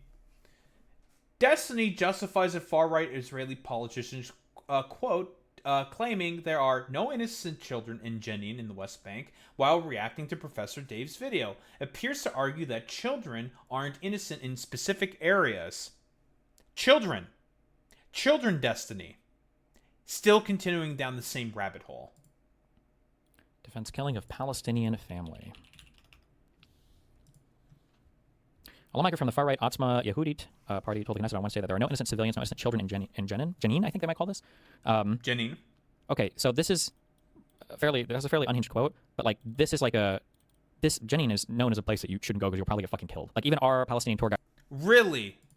Are you sure about that? Do they fucking say that? Also, your Palestinian tour guide was probably Nas Daily, if I were to take a guess, who's a Palestinian Israeli, who does daily fucking Hasbara every single moment that he can for Israel. Yeah, dude, your Palestinian fucking tour guide, Nas Daily. Okay, bro. Guy that was willing to take us to Nablus wouldn't take us to Jenin. That's like, I'm not saying that that's an acceptable quote, but that's like I think I see it as like one of the most like you're gonna get fucking rocked if you go to this place. So it's probably more. Really, I wonder why people might be getting rocked if you decide to go to that place. Isn't Jenin one of the most aggressive sort of areas for a bunch of like Zionist sort of settlements? I wonder why. I wonder why they may be particularly aggressive there. Could be any possible reason whatsoever. More specific to this area. Again, still like not the best quote, but a little bit different than saying all children in the West Bank are. Really. Fucking still justifying the fucking position. Incredible to me. Here, Defense's infamous "I'm pro-genocide" comment and crashes out on a chatter who tells him that he's saying he's pro-genocide isn't a good look. I will say things that I am like that. I'm pro-genocide and I will stand by it. Why don't we take a look at this? With this belligerent imperialistic ethno-state. Honestly, I'm pro-genocide. Like it sounds really shady, but like I think that Israel should just draw its fucking borders about where it is now, and basically Palestinians can go live in another place. That's really shady, but like, that's about right. You just think Palestine should just pack up and Native American the fuck out of there? First of all, I like that this fucking this quote was before October 7th, so I had no clue even that much about Israel, and I had no clue, obviously there wasn't the terrorist attack on all the attention on these on anything related to Palestine. Number one, but number two, this is essentially their position just reversed, where they're like, well, both sides are probably going to genocide each other anyway, so it should just be like an Arab state, and maybe they have to kill all the Jews out for it to succeed. That's not the fucking position at all of anyone who's anti-Zionist or anyone who talks about the one-state solution. Like, what the fuck are you talking about? No, they're talking about having equal rights for both Palestinians and Jewish people, which is a position of, oh, what you're supposed to believe as a fucking liberal. Destiny, again, you're supposed to be a liberal. You're supposed to believe in human rights, in the structure of liberal internationalism. But for some reason, very conveniently, you don't tend to believe it that when it comes to, oh, your weird defenses of Israel, because again, you're a spite-filled little freak. Like, it is the opposite position. But it's also very obvious here that my position is like, I don't know, man, doesn't sound like there's a solution. It seems like pretty shitty. I don't know, I guess if one side's going to kill each other, I mean, I'd probably side with the Israelis over the Arabs. They have like 60 states anyway. Do they really need a 61st? I mean, obviously we don't want either side. Literally, just his intention of saying that he would rather side within a liberal state, a fucking state that blatantly does not agree with his ideology, in the intention of saying like, yeah, you know what, it's totally natural and normal to want to support the fucking Israelis in this conflict, mostly created by their own fucking policies. Yeah, you're supposed to fucking support them. Very, very interesting here, Destiny. I to genocide them, but the problem is that it seems like there is a hugely general hostility to Jewish people across really the entire world, definitely the Middle East. Right out of his own mouth. He is pro. Yeah, maybe don't say things like that, to be fair. No, I will say things like that, and I'll stand by it, because the people on your side literally watch terrorist fucking videos and they cheer them on. So suck a fucking dick. It is such the tone. Yeah, man, totally. That's totally something that's fucking happening. Yeah, all the lefties are quote-unquote cheering on terrorist fucking videos. Dude, I'm sorry that active fucking resistances are not going to be, like, as pretty or palatable in your fucking mind because of the fact that these people have been getting genocided for the past, let's double check, 80 fucking years? Yeah, 80 fucking years. Psycho. Policing by you loser fucks that also don't care about this conflict and don't know anything about it. Like, maybe you shouldn't actually say you're pro genocide. Well, say here with your fucking... Bro, Destiny, it's extremely fucking clear that your dumbass hardly knows what's going on in this fucking this fucking conflict. You have made it very, very clear that you have literally no idea what the fuck you're talking about. Kafeas backwards, and you're in the most retarded fucking statements you could ever make about, like, oh, Hezbollah is just like the government of Lebanon, and blah, blah, blah. Suck a fucking dick. Don't sit here and fucking virtue signal now, okay, when you're cheering for dead Palestinian babies because you can jerk off to them and send your fucking friends online. Get the fuck out of here, fucking retards. Genocide. Bro, Destiny, you literally jerk off to dead fucking Palestinian babies all the fucking time right now, you stupid fucking moron. You literally justify the actions of Israel all the fucking time. What the fuck are you talking about? You unironically jerk off to the fucking signs of dead Palestinian babies because all you do is spread a bunch of fucking pro-Israel propaganda. You fucking freak. Literally, you did a propaganda trip to Israel. You have talked with all their fucking former politicians. You unironically do debates on the pro-Israeli side who constantly kill a bunch of fucking children and laugh about killing babies. You unironically also did defenses. Gave fucking pointers to a bunch of teenagers who are about to get drafted in the IDF, saying like, hey guys, maybe, just maybe, radical idea, maybe you should not be filming that shit while you're doing all your fucking goddamn war crimes. Just saying, you know, giving a bunch of advice, aiding and abetting all of the clear Zionistic imperialistic actions of the ethno state of fucking Israel. Just saying, buddy, you are the one who's aiding and fucking abetting here. Here, final fucking goddamn meme. He also responds to a chatter skeptical of his trip to Israel. Given the opportunity to go back in time, I will prefer the Israeli side 100-0, obviously. The only reason that he says this is just because he is spiteful. That's literally it. And then he's talking about what Israel, the Israeli side of this conflict is 1 trillion times more compatible with Western values. What fucking Western values? Destiny, you are a fucking liberal. What Western values of the Enlightenment, of broader liberal internationalism, does Israel fucking agree with? Oh, none of it? None of it. You're not a fucking liberal. You are a liar. I don't know if I'm stupid, but even though I agree with you on almost everything here, the whole Israel trip felt like a weird whitewashing of Israel. Even though you argued with the crazy people there, it had a very weird vibe to it. That's because Israel is nowhere near as fucked up and crazy and bad as you've been told that it is constantly over here. They definitely do bad things, and they're not beyond reproach. But, like, given the opportunity to go back in time when I said, well, both sides are going to genocide each other, but, you know, I guess I'd probably prefer the Israeli side to the Palestinian side, 100-0, obviously. Like, the Israeli side... In-fucking-credible, man. Incredible. just wholeheartedly just admitting to saying like, yeah, man, you know, I totally would prefer the fucking Israeli side in comparison to that of the Palestinian side. You know, those that are getting fucking genocided. Incredible, man. Like, in every instance that this motherfucker can be like a Weasley little fucking piece of shit, he just constantly is. Side of this conflict is a trillion times more compatible with Western values, Western democracy, cultural values, whatever the fuck else you want to say. By the way, literally, this is the exact same talking point. The exact same fucking point that every far-right Christian nationalist fucking freak constantly says in terms of justifying the actions of fucking Israel. Very interesting that Destiny is, I guess, agreeing with a bunch of far-right nationalists and MAGA fucking freaks. I thought he didn't like conservatives and conservatism. What happened? What happened? Than the Hamas side of it, and you're just if you have to even stop and think about that for a microsecond, you've lost the plot so much that you're just brain fucked on the entire Middle East. But most people don't give a fuck. Fucking says Destiny, who did a propaganda trip to Israel. Okay, buddy. Yeah, totally. All the other people who are saying, like, yeah, I don't know about some of your, like, propaganda that you were saying to defend Israel. It seems like, it seems a little sussy. It seems a little weird. This motherfucker pretends to be a liberal, by the way. He's a liberal, guys. Totally a liberal. Talk about the Middle East and don't know about the Middle East and don't care about the Middle East, so. Fucking I don't know if I'm stupid. Unironically, this shit coming from fucking Destiny is hilarious to me. And here, final fucking meme in all of this. But I don't think that him saying he wanted to hook up with this 15-year-old was a joke. You know that classic prank? Yeah, when I was like 21 years old! Jesus Christ! Yeah, there are fucking chicks that look like they're 18 when they're younger. What do you want me to say? Destiny, if you were 21 at that fucking time, still talking with a fucking 18-year-old, saying that they look hot as fuck, despite the fact that they are 15 years of age, that's still a bad thing, Destiny. That's bad. That's bad. Who cares if they were fucking 18? A 21-year-old talking with an 18-year-old, everyone would look at that and say, or getting sexual with an 18-year-old, rather, is bad. It's bad. Period. End of story, Destiny. That's not a good thing, you dumbass. So I guess Destiny, if he was a 21-year-old, you know, it would have been totally okay with talking with like 18-year-olds or something. Is that what he's basically saying here? He's trying to basically downplay the fact that as a 21-year-old, he was like, I don't know, having like sexualized fucking conversations with 18-year-olds. Is that what you're implying here, Destiny? That's a little weird. That's period, end of story. Bad, Destiny. That's bad, bad, bad, bad, bad. But what else is there to really say?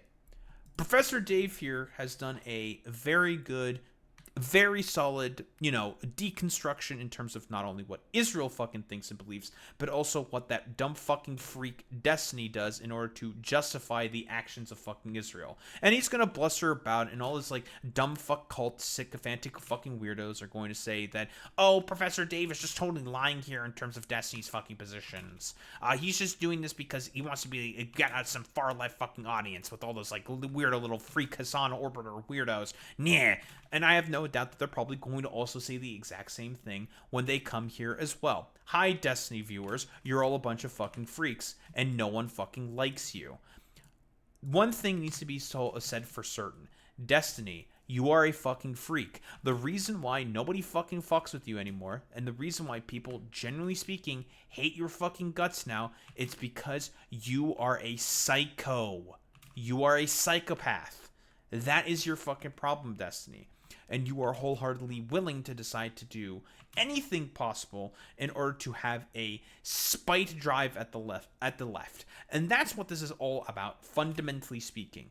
It is all about being as spiteful as possible against the lefties who he thinks has basically spurned him for the fact that he was not able to build a monopoly around himself in terms of content creation in the streaming environment, because that's the actual problem that Destiny has with the left. He's just mad about the fact that he couldn't get his fucking content